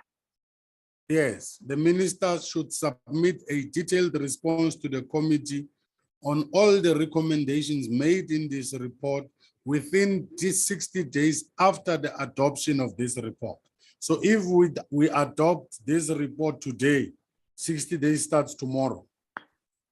All right, thanks, Chair. Thank you very much. Honorable Singh. Yeah, Chair, no, you covered me on that one. I'm just thinking about something here, and Tlantla and Doc, is that, we are asking here Sanby to submit written responses, etc. But the person accountable to the committee is the minister. Those Sanby and all must report to the minister, and then it must come. So when we say 60 days here, it's not just the ministerial the issue directed to the minister. The minister is fully accountable for all those entities. So somewhere we've got to have a catch-all phrase to say, you know, the minister should have a detailed response to the committee on all the recommendations, including those made on the entities. So, you know, we've got to hold her accountable. The minister is accountable, I would imagine. I don't know, I'm just putting it before us. I agree with you wholeheartedly, Honorable Singh. I will tell you why it was captured this way. Like I said earlier, in those deliberations of the committee, the CEOs and board chairpersons made commitments to the committee that they will submit written responses. But then now that it's a committee report, we should rather say the Sunbeam must then provide a response to the minister, who will then provide the committee with a response on behalf of all the entities. I think if we put it like that, it will sound much better. The minister, Ntlantla, you capture us, the minister on behalf of Sunbeam, for instance, where you have highlighted the last sentence, Sunbeam must submit. So it will be not that one, the yellow one. Yes. The minister on behalf of Sunbeam. That is the assertion that, if I'm not misconstruing you, Honorable Singh. Yeah, it's just that the chair, no, you're there. You see, if we put it for Sunbeam, I just look at the one before, we got Sun Parks as well. So maybe we must have a catch-all in the end, Tantla. The minister should submit a detailed response to the committee on all departmental and entity recommendations, including reports by the various entities. Because we don't want her to report on the departmental issues only.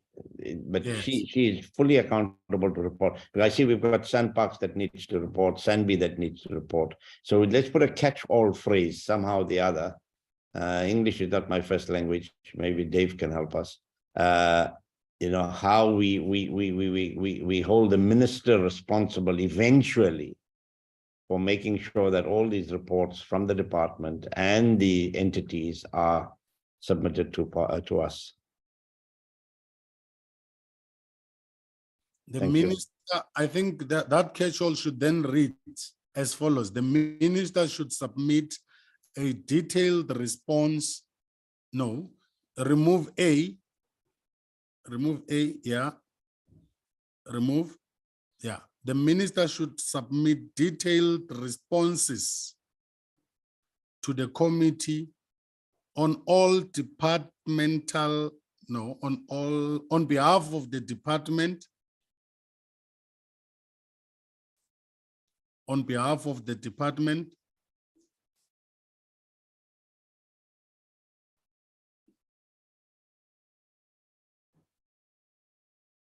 and all its entities.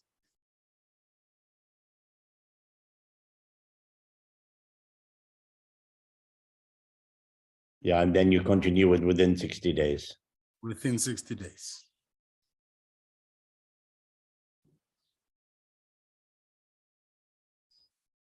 On behalf of the department and all its entities made in this report within 60 days after the adoption of the report by the National Assembly. Does it read good? Perfect. Yes. Yes, sure. Okay. Having considered the budget and the annual performance plan of the Department of Forestry, Fisheries and Environment, the Portfolio Committee on Forestry, Fisheries and Environment, there's a bit of repetition there.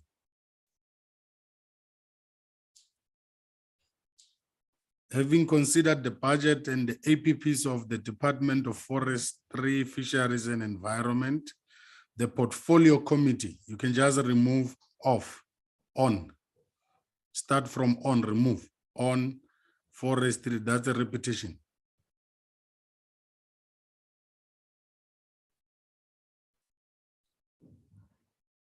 The portfolio committee recommends to the House to adopt, remove the forestry. Yes.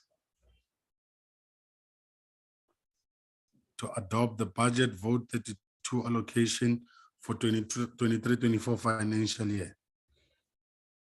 I'm scared to call those figures. I'm not very good with maths. Okay, are we all happy? Yes. Speaking for myself. I'm sure you're speaking on my behalf to Honorable Singh. Yes, Chair. But my question is, why do we keep highlighting the last bullet?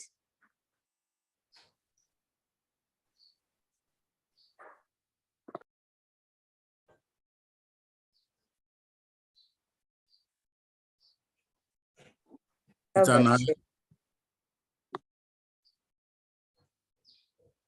it is no longer highlighted, Honorable Kunu. Will you sleep peacefully tonight? Thank you, Chair. I will. Good.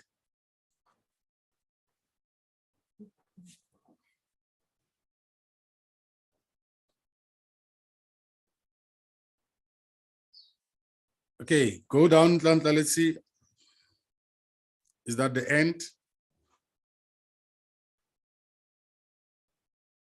Yes, that's the end, Chair. Now you Ooh. just need a mover and the seconder. Can we get a mover and a seconder? Chair, I move. Honorable Singh moves. Thank you, Honorable Singh. Can we get the seconder? Yes, Chair, I second. Honorable Nkunu seconds. Honorable Dlamini. Third-handed. Honorable Dlamini, third hands. Thank you very much, honorable members. That is the draft. That is a report. It's no longer a draft. It's now the report of the portfolio committee. I see we are running extremely out of way behind schedule. We are scheduled to have a presentation by the PGA. We had requested that they must join this meeting. Are they in the meeting, Chile? Honorable Brian, I see your hand. Thanks, Chairperson. We just note, I know it wasn't a vote, but just the abstention of the DA members just for that final adoption point. And then I, unfortunately, Chairperson, have to step out of the meeting. I have another meeting that's starting now at 1 o'clock. So I won't be participating in the fisheries presentation. Thanks, Chair. Okay. We welcome the departure. We don't know that first part, Honorable Brian. We'll just behave as if we did not hear you. On a lighter note. Thank you, Chairperson. All right. Honorable members, can we then, Chilega, is the PGA in the meeting? Chair, they are in the meeting. Honorable members, with your Since 12. permission. Sorry? They joined Chair since 12. Oh, no.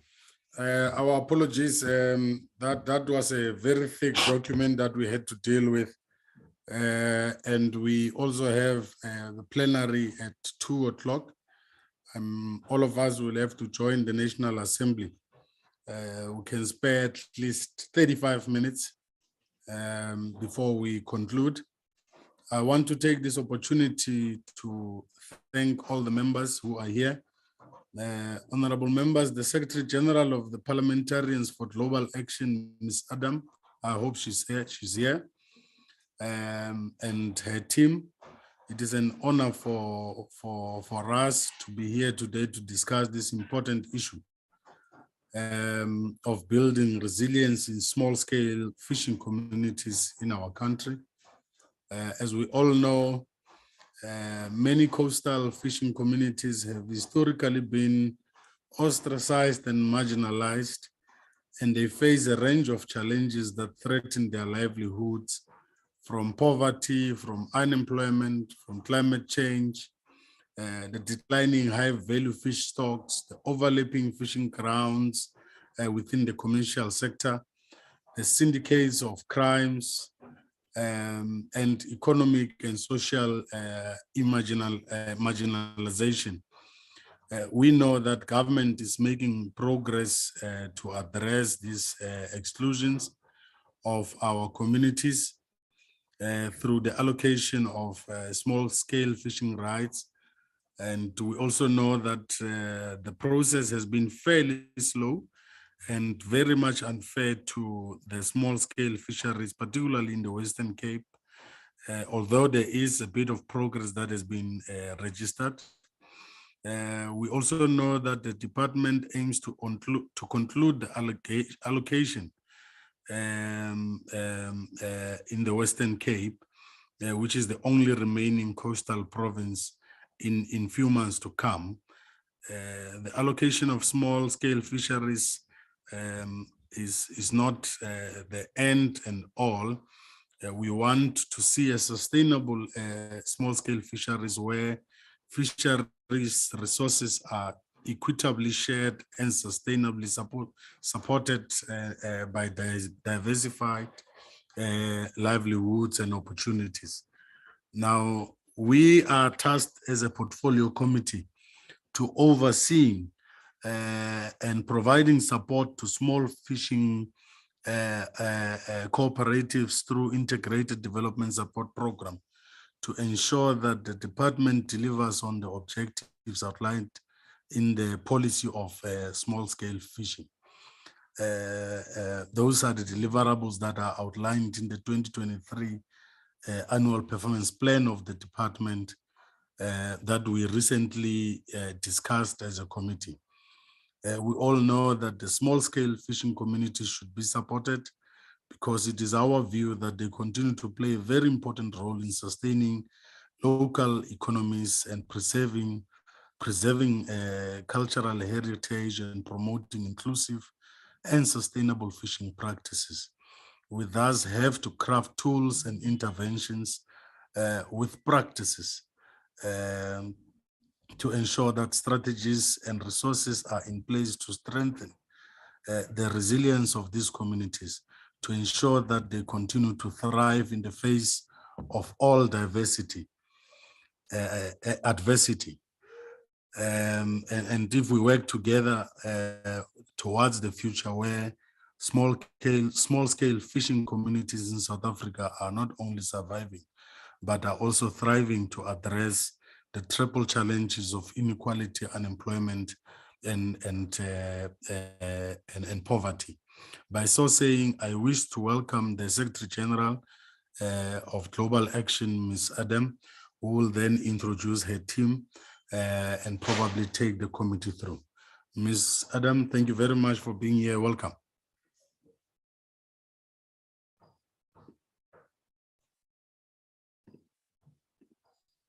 Good morning, Chairperson. I'm not our Secretary General. I'm just here together with my colleagues on behalf of PGA. Our Secretary General had to leave, unfortunately, so we can just continue with the next speaker to also appreciate the time we have available. Okay, welcome.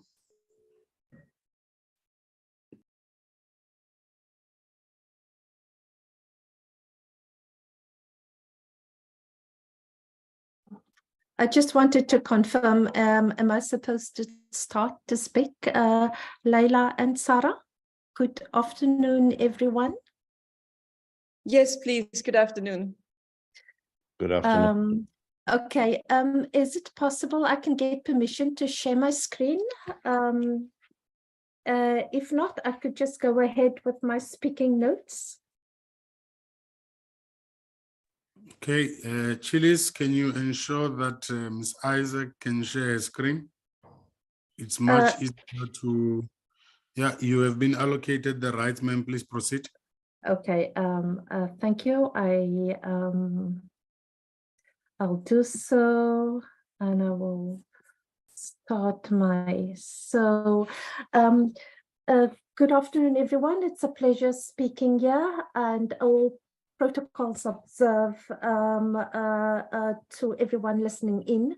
My name is Muniba Isaacs. I am from UWC, Institute for Poverty, Land and Agrarian Studies, and my work is on specifically small-scale fisheries. So I have a couple of pointers to my talk, is to talk about co-management and the role of women, and I'm going to try and not spend too much time on this because we have a really short time that has been allocated. So in 2012, I reviewed co-management in Africa, and this was 20 years since the introduction of co-management. And co-management mainly focus on decentralizing management responsibilities to national department to form newly formed institutions that promote user right. So the process of co-management was basically to move away from the state centralized management that was had a lot of failures, and also to a large extent self-management was not necessarily what was supported. So we had the two extremes, and bringing the two together, co-management look at to what extent there is this sharing of responsibilities between government and communities when it comes to management of the resources. So the process of institutionalizing a co-management through fisher representation, where participation in decision-making and management responsibilities form a key part. Now, this is the key part of co-management, but that has not necessarily had been the case. Co-management has been mainstream in Southern Africa in fisheries by Danida, and also South Africa, including South Africa in the early 1990s, started from 1993, together with development agencies NORAD, but NORAD also focused on fisheries co-management, but with a special focus on the reform of fisheries policies in South Africa, Namibia, and Mozambique. Looking at the kind of 10 years of looking at how co-management was done in Southern Africa, there were some key pointers that challenges in terms of this. Number one, that the co-management groups that will form mainly beach village committees in Malawi and other parts of South Africa, and also in this Olifantsrivier where co-management was formed. In the region, there were immediate conflict with traditional authorities, because the traditional authorities, there were already entities there. There was also a lack in the South African case, the lack of access rights. You just mentioned, Chair, that 2022, the rights for small-scale fisheries has not been finalized yet. And this means 29 years after democracy and a lack of access to small-scale fishers. But on the other hand, government tested and piloted co-management. So how can you manage the resource together with government without having access rights? So the main purpose of co-management at the time, and still is in my argument, is to download, to protect the resource, and to download the monitoring and surveillance responsibilities of communities has been the main focus of co-management. Co-management is also seen as a way of integrating biological, social, and human dimensions in fisheries, but we have not really gotten it right. A lot of people are saying that co-management has been used as the panacea to sort out all small-scale fisheries problems. And I still think that is the case in South Africa. Everything becomes co-management and it loses its edge, people are also questioning that you have to, researchers are also questioning that you have to look at co-management regimes, and if it ignores that people are making lives from multiple sources, that's often a problem. A key factor as to why co-management has not worked is that co-management doesn't consider the power struggles between different stakeholders. So between traditional authorities, fishers, and in terms of democracy, there are a number of different stakeholders, and this is often where power sharing is often in conflict with the new philosophy. I don't think that the Fisheries Department in South Africa has really and truly adopted a new philosophy of co-management, where you're really looking at the triple inequalities, the burdens of poor people, of inequality, poverty, and unemployment, and to what extent that these participatory democracy can be part of this.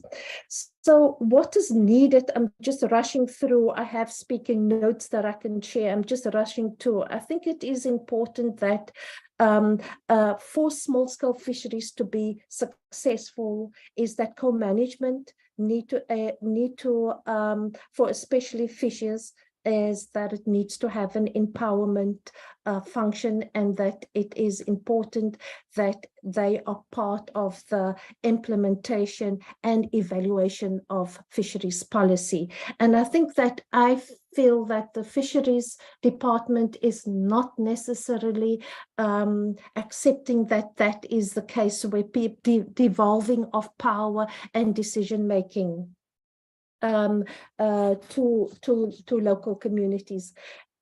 For co-management to be successful, local government need to be involved, district government need to be involved. It cannot just be a function of the Fisheries Department, that is a national government, and not necessarily link with the local and provincial government. And to be part of the decision making is critical. It is important that small-scale fisheries is expected to facilitate social and environmental responsibilities in community and compliance. But I think it is also important that access rights should be given. So if we want to go forward in terms of doing a concerted effort, it is important that capacity and strengthening capacity is critical when it comes to small-scale fisheries. I was also asked to speak on the role of women, and I'm just going to kind of just look at just briefly touch on the role of women. That my concern in fisheries over the last 25 to 30 years that I've been working in South Africa in fishing communities, it feels that the role of women are being disappearing. While women are mothers of fishing families, they are caretakers, they are activists, some of them are business women, and they are also entrepreneurs. Women experience of the fish, of the sea, the identity, they involve in the community, in the activism, and even with small-scale fishers that are women that are actively fishing, they also feel that the criteria of men that have been fishing for a lifetime is often should be not the same criteria than the criteria that they are using. For example, they need to catch 18 ton, and if they don't meet it, they lose their quota. And this was a case of some of the women. It also to kind of wrap up this, it is often that fishing communities see activism and action against tourism, recreational activities, fearing with their particular fishing activities, the issues again, car power ship and seismic surveys that has resurfaced now, challenges against the blue economy, litigation in the name of recognition, their livelihood and their right to food. And by 2022, it seems like nothing has changed. So it is clear women's role is disappearing. Nothing stays behind for them to eat. Everything is for sale. It is clear that local organizations in South Africa, fisher organizations, is weak. There are many charismatic leaders, and the committee may know many of them, mainly men with a few women. I've always argued that litigation cannot be the first resort. Strong local organizations should be the first resort, and that strengthening the base at local level to engage with local authorities is critical when we want to have good co-management arrangements for rights that have been allocated. Thank you very much.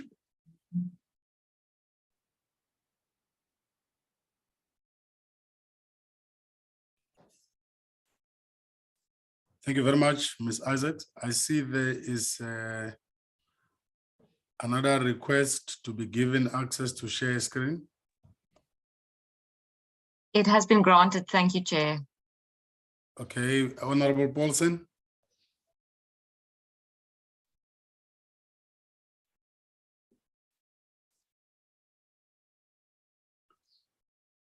Honorable Paulsen, I see your hand is up.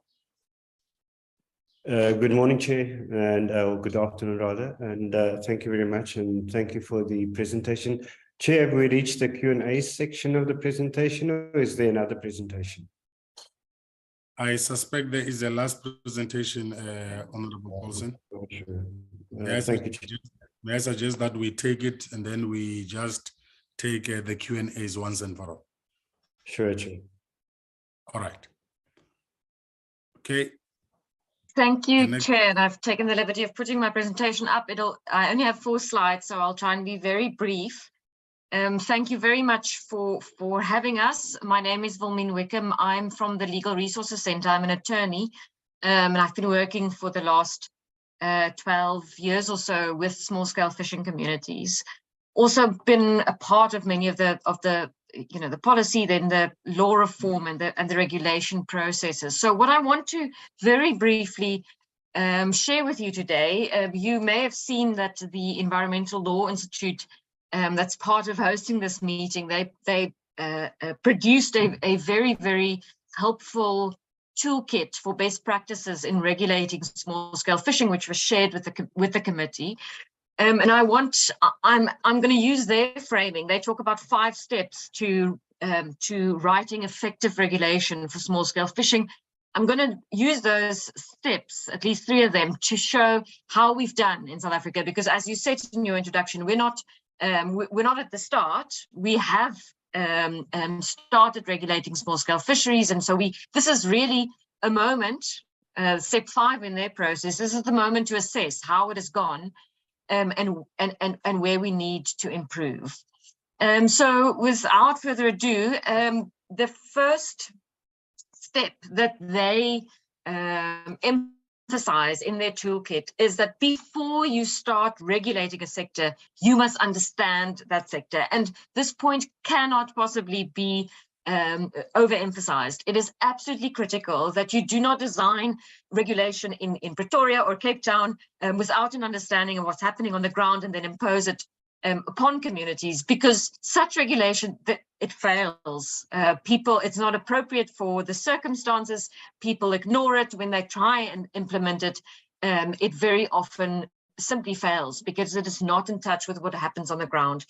Now, the good news is that in South Africa, there was actually this incredible process of understanding and debating the small-scale sector as it was before the rights were recognized. And that was after the Kenneth George judgment, which ordered the minister to recognize small-scale fishers. There was a 7-year process whereby fishers and experts and many people in the sector came together for 7 years debating what the sector looks like and how it should be regulated. And the outcome of that process was the small-scale fisheries policy, which was also debated at NEDLAC and then gazetted in 2012. So that work was done. But unfortunately, after the policy was gazetted, the MLRA was then amended in a minimalist way. It dealt with small-scale fishing, but the real so-called blueprint for the regulation of the sector, as it is described in their booklet, those came in the regulations to the MLRA. So you had the policy with this very good, solid basis, the legislation that recognized the sector, and then the regulations to the MLRA, which was really where the regulation was set out. And unfortunately, those regulations were very contradictory to the initial policy, so much so that the minister is, I mean, that's part of the big problem in the rollout in the Western Cape, is because there were so many contradictions between the policy and the regulations. And the regulations did not learn anything from what the policy process learned about the sector. And so these regulations are really, I would say, at the heart of the difficulties that we have in implementing small-scale fisheries in a way that is helping communities. And so I've highlighted some of the problems. For example, you've had small-scale fisheries in South Africa for decades, some places centuries. So there are local organizations, communities, governance structures. Those are things that you should strengthen through regulation, rather than creating a brand new cooperative corporate structure, which is then in conflict and then weakens the other structures, as Muniba has also mentioned. And critically, the regulations don't understand the role of fishing in the families and the communities around our coastline. It's not a job for an individual. It is part of the fabric of the family lives. This is with the role of women. It's part of the fabric of communities. And if you don't understand that and regulate with that in mind, then you really stand to tear communities apart, which we have seen in many instances. So that's step one, which we did, but then unfortunately didn't learn from. The second step that they recommend is that one must understand the existing legal framework for fisheries before starting to regulate. Now, this is critical because in our country, our constitution recognizes customary or indigenous law as a equal source of law to the common law and other legislation. And specifically in the Kongose judgment, RSCA recognized that customary fishing rights are recognized by the constitution and they're pre-existing. They must be identified and protected. Now, this is a critical issue that the regulators should have looked at before drafting the regulations, but unfortunately that didn't happen. And to this day, that judgment is not understood, and customary indigenous fishing communities are still struggling to have their rights properly protected. And so that's a key issue I want to flag. It also means that the customary governance structures on the ground were ignored. And so they have been not been part of the co-management that we've wanted to see, as Muniba has mentioned. Then also, of course, I've mentioned the policy that was ignored, but also the constitutional basis for the recognition of the small-scale sector. This is not like the commercial and the recreational sectors, where the minister has a discretion to create those sectors.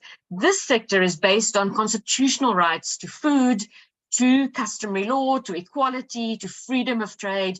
And this is something that's never really been implemented in the regulatory framework. Now, quickly moving on to step 3, this is where the booklet says we must then create appropriate frameworks for different contexts. And this follows naturally on, if you know what the sector looks like, if you understand the legal framework, then you're in a position to create appropriate frameworks. And we've seen the co-ops being implemented in a one-size-fits-all manner, a constitution drafted pro forma in Pretoria and handed out. Communities are completely unable to implement, understand, implement those constitutions. And the idea was that we didn't want to repeat the failures in the land sector. So we had a different structure, the co-op.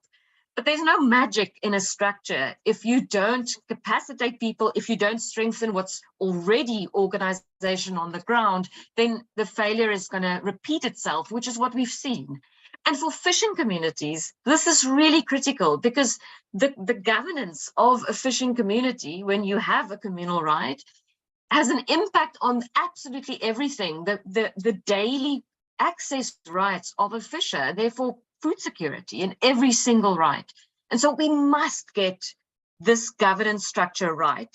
We know that the co-ops have failed, and even when it's now going to be rolled out in the Western Cape, it's bound to not be the solution that these fishers have waited on for so long. And this is the moment where we can assess what has gone wrong and try and fix it. And in a way, we're in a good position because the regulations are not so difficult to amend if we can find our solution there. And I think that is the key to the problem. And I was just going to emphasize co-management again, but I think Munima has done an excellent job. So I'll stop there. Thank you very much, Chair.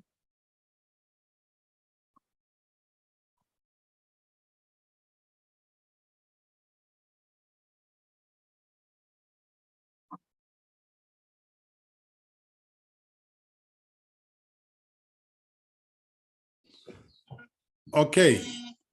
Is that the end of the presentation? Yes, thank you. That was the end of my presentation. Okay, honorable members, I invite you. I will start with Honorable Paulsen. Can we note hands? Honorable Paulsen will be followed by Honorable Kunu. Okay, in that order, Honorable Paulsen. Thank you very much, Chairperson, and thank you very much to the presenters. I'm afraid the few minutes we have doesn't do this very important topic justice. And as both the presenters said, that we cannot just make decisions about small-scale fishers when we sit in an office in Pretoria.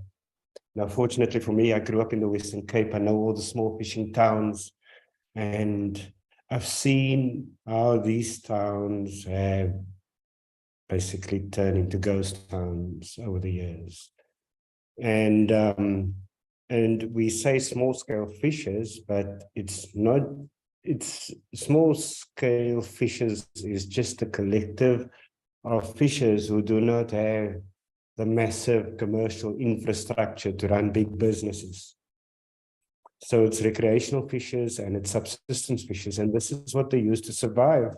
And growing up in the Western Cape and on the Cape Flats, it was the cheapest form of decent protein for the poor working class communities. And now with the commercialization of our fishing industry and big companies having the lion's share of the tech, it means that these small-scale subsistence and recreational fishers are getting less of that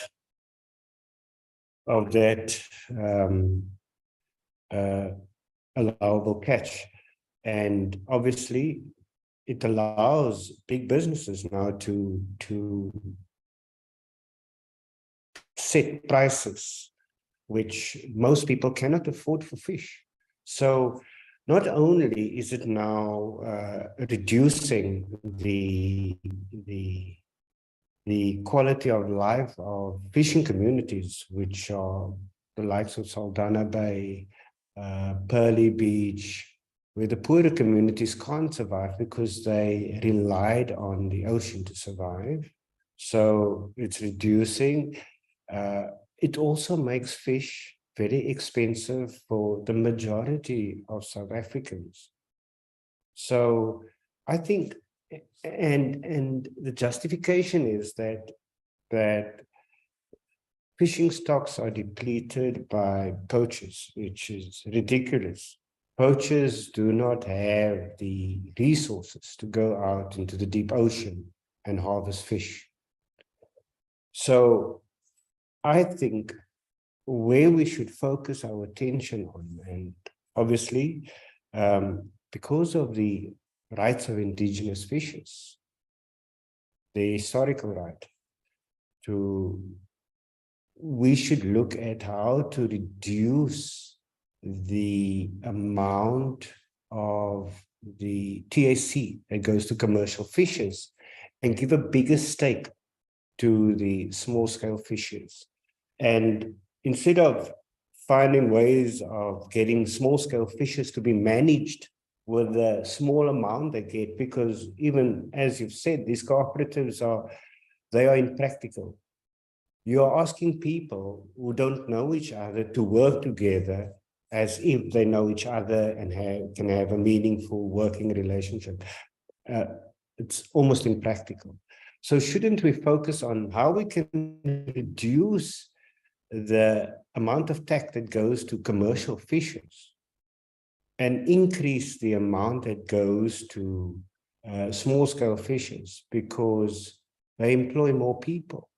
They make fish more affordable for most of us, rather than try and manage the reducing amounts that goes to small-scale fishers. So I'm asking, are we not focusing on the wrong?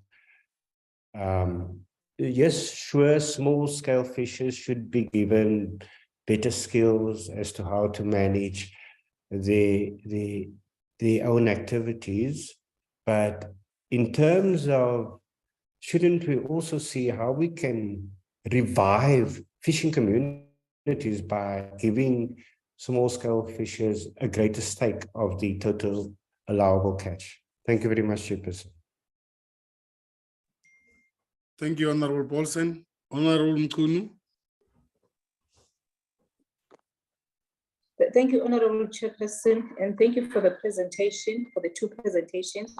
We really appreciate the information that we've just been given. Chair, I think because of time, maybe we do need, through you, Chair, another session where we will engage on these presentations, and also that we get the documents so that we are able to go through them thoroughly as members before so that when we engage, we make inputs. These two presentations are very important, and they talk to the part of our economic sphere where we need to really create jobs, and where we really need to see that particular economic activity growing, taking the small scale fisheries, assisting them to grow one day to be able to compete with these big industries. So, Chair, I think if we agree that we need more time, I would just make request that two things be elaborated on the document, so that when we engage, having a thorough and a specific understanding. On the second presentation, Chair, there's a mention that the regulations, they do in a way contradict the act, the current act. I would like more details and more specifics on that particular point. And there's also a mention of the recognition of indigenous and customary laws. If that can be also elaborated on more comprehensively, so that we can all be able to engage and be able to take decisions on this matter, if possible. I would really recommend, because I know that we have to go to join Parliament at 2, but at the same time, this matter for me, these 2 presentations for me, they are very, very critical for the economy and for the job that were called for as legislatures. Thank you so much. I share the same sentiment that it might not be fair for members of this committee to sufficiently engage these presentations. And it is not out of your making. I see your faces don't look very happy. Both the presenters are not quite happy with us. I want to suggest firmly, Chileka, that we schedule. How is your schedule tomorrow, ladies? Can I just check?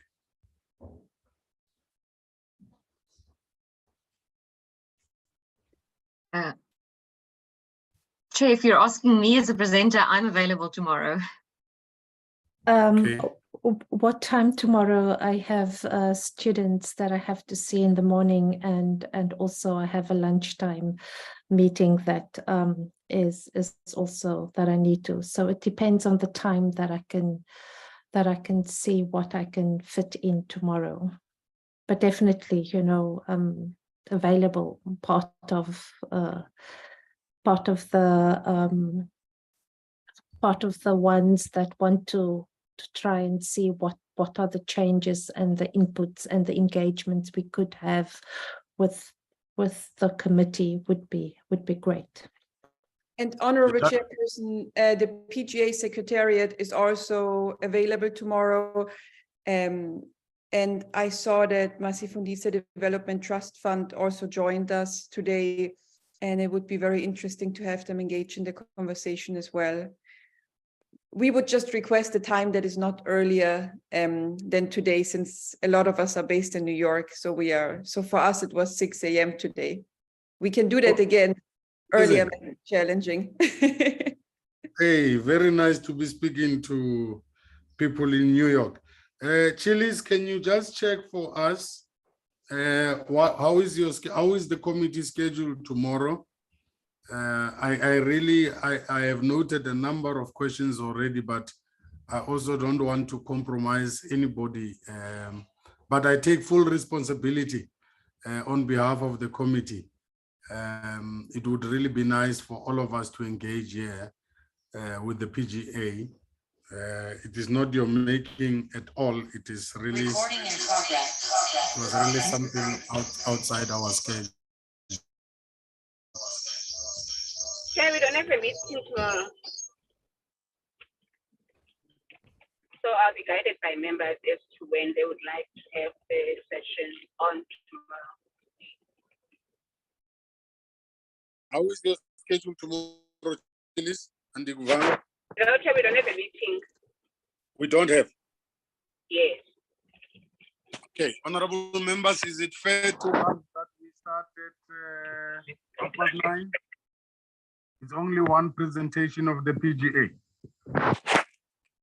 Sorry, Chair, what time? I think it's but I think there was an issue from the presenters that we shouldn't be very early, because their time, it's not South African time. Let's check on that. If you say 9, what time are they? Is it not going to be in the evening with them? And the other thing, the second speaker, said she'll be busy with the lecturing in the morning. So let's check the time that will be suitable for all of us. But I'm also worried because these are critical issues that we're discussing, especially with women in fishing. Remember last time we had a problem where we didn't have women in fishing. So, and they are coming up with a great idea. We need more women in fishing. But I see there's a marine partial, if I'm not mistaken, which is due next week, Tuesday. And there's in the last presentation, there's a comment that the communities are not aware of that policy. So we need to discuss that before we close this meeting today. How best can we deal? Good afternoon, sorry. I have to be in Paulsen. Honorable Mbata, please proceed. Leave that to me. So that we make sure that all people that needs to be aware of that marine, I think it's marine partial, that is due next week, Tuesday. They are aware so that they participate in that marine partial. That's very important before we close this meeting. Let's discuss how best we can deal with that. Thank you, Chair. How is our schedule, Chileka, on Tuesday next week? And how is everyone's schedule on Tuesday next week? Let's start with Honorable Weber. Yeah, I think the issue is a time thing, because if they were early up this morning, 6 o'clock, and we started with them at 12 o'clock, my suggestion is to do it on a Wednesday, where we start at 12 and we finish at 2, as we start Parliament on a Wednesday by 3. So I think even if we move it to next week, again, if they come in at 12 o'clock, that's 6 o'clock in the morning with them. That is how I got it. So I do think a Wednesday morning will be easier for them. Unfortunately, I do think 6 o'clock in the morning meeting is one scheduled, because if we start at 12, then we will finish at 2, 2:30. We cannot later. So my proposal is either on a Wednesday, next week Tuesday is fine, but still the time will be an issue. Thanks. Okay, that's another proposal. Ms. O'Connor. Yes, thank you very much. I'm a staff associate and acting director for ELI. I will work with PGA for a number of years, and thank you very much for having me here. I was actually scheduled to give a next presentation on the exclusive zones for small-scale fishing, which is one of the potential solutions on how to increase access rights for small-scale fishers. I didn't give my presentation today because we're short on time, but I would be very happy, of course, to join again the next session when we continue discussions. And I am also in same time zone as Leila, so it would be 6 a.m. for me if it's 12 o'clock for you, but I would be very pleased to join you. Yeah. Okay. Chilis, how is your schedule on Wednesday, 12 o'clock for PGA? I will apologize at the later stage for the 6 o'clock awakening. It's doable, Chair. I'm clear on Wednesday. Okay. PGA, with all due respect, let me start by apologizing. It is not your making. We really had to process that document. And as you might have seen, that we had to go through it sentence by sentence, because it must be presented to the National Assembly and be adopted there. So it is, we underestimated time. It is not your fault, it is our fault. May I request humbly, with maximum respect, that we reschedule and not even engage any of these presentations, which might also give you enough time to beef it up. And we meet next week, Wednesday, 12 o'clock. I just hope the time, the 6 o'clock does not affect the days there. If it's Wednesday here, it will also be Wednesday that side. Let's then agree tentatively to meet at 12 o'clock on Wednesday. We will give you full 2 hours, 2 hours, 15 minutes maximum, so that all the presentations are sufficiently engaged. Is that fair? Honorable Chair, yes, of course, and no problem at all. We are at the Parliament's disposal and very glad to have the meeting. I don't think we will need 2 hours. I think if it's convenient for Parliament, we could start at 12:30 and do an hour and a half, since we already had 2 presentations today. So there would be only 1 or 2 more presentations. And I'm also wondering if the Parliament would prefer tomorrow, Wednesday, or next week, Wednesday. Tomorrow, this week, Next week. we are engaged. We're actually preparing to leave for one of our provinces to also do public consultations on climate change bill. So we are proposing next week, Wednesday, if we can start at 12. I'm just saying 12 so that everybody has enough time to refresh us, peruse the documents, prepare, and we're able to engage efficiently and fruitfully. Wonderful, we will do that, and we will also share today's presentations before that and send an updated agenda for next week. That will be greatly appreciated. We are very sorry to wake you up so early. Pass our regards. It's really our pleasure. Pass our regards to the people on the other side of the world. Thank you. We're hoping to be in South Africa again soon. We miss our members. Certainly, we hope to see you soon. Honorable members, it is now 10 to 2. Parliament is now starting at 2 o'clock. We will see each other tomorrow and hope to see all of you in the public consultations in the Free State. And next week, we will engage with the PGA. With all of that, thank you very much for all of you who made time to engage with the Portfolio Committee of Forestry, Fisheries and Environment from the National Assembly of the Republic of South Africa, and the meeting stands adjourned. Thank you very much. Chair, I just want to confirm, what time is next week's meeting starting? At 1:30 or 12:30? Sorry, Chair, what time is that starting? 12. And the chair is off. 12 o'clock. Okay, thank you. Thank you. Thank you. Thank you. Thank you, Chair. Thank you, members. Thank you. Bye-bye. Thank you. Bye.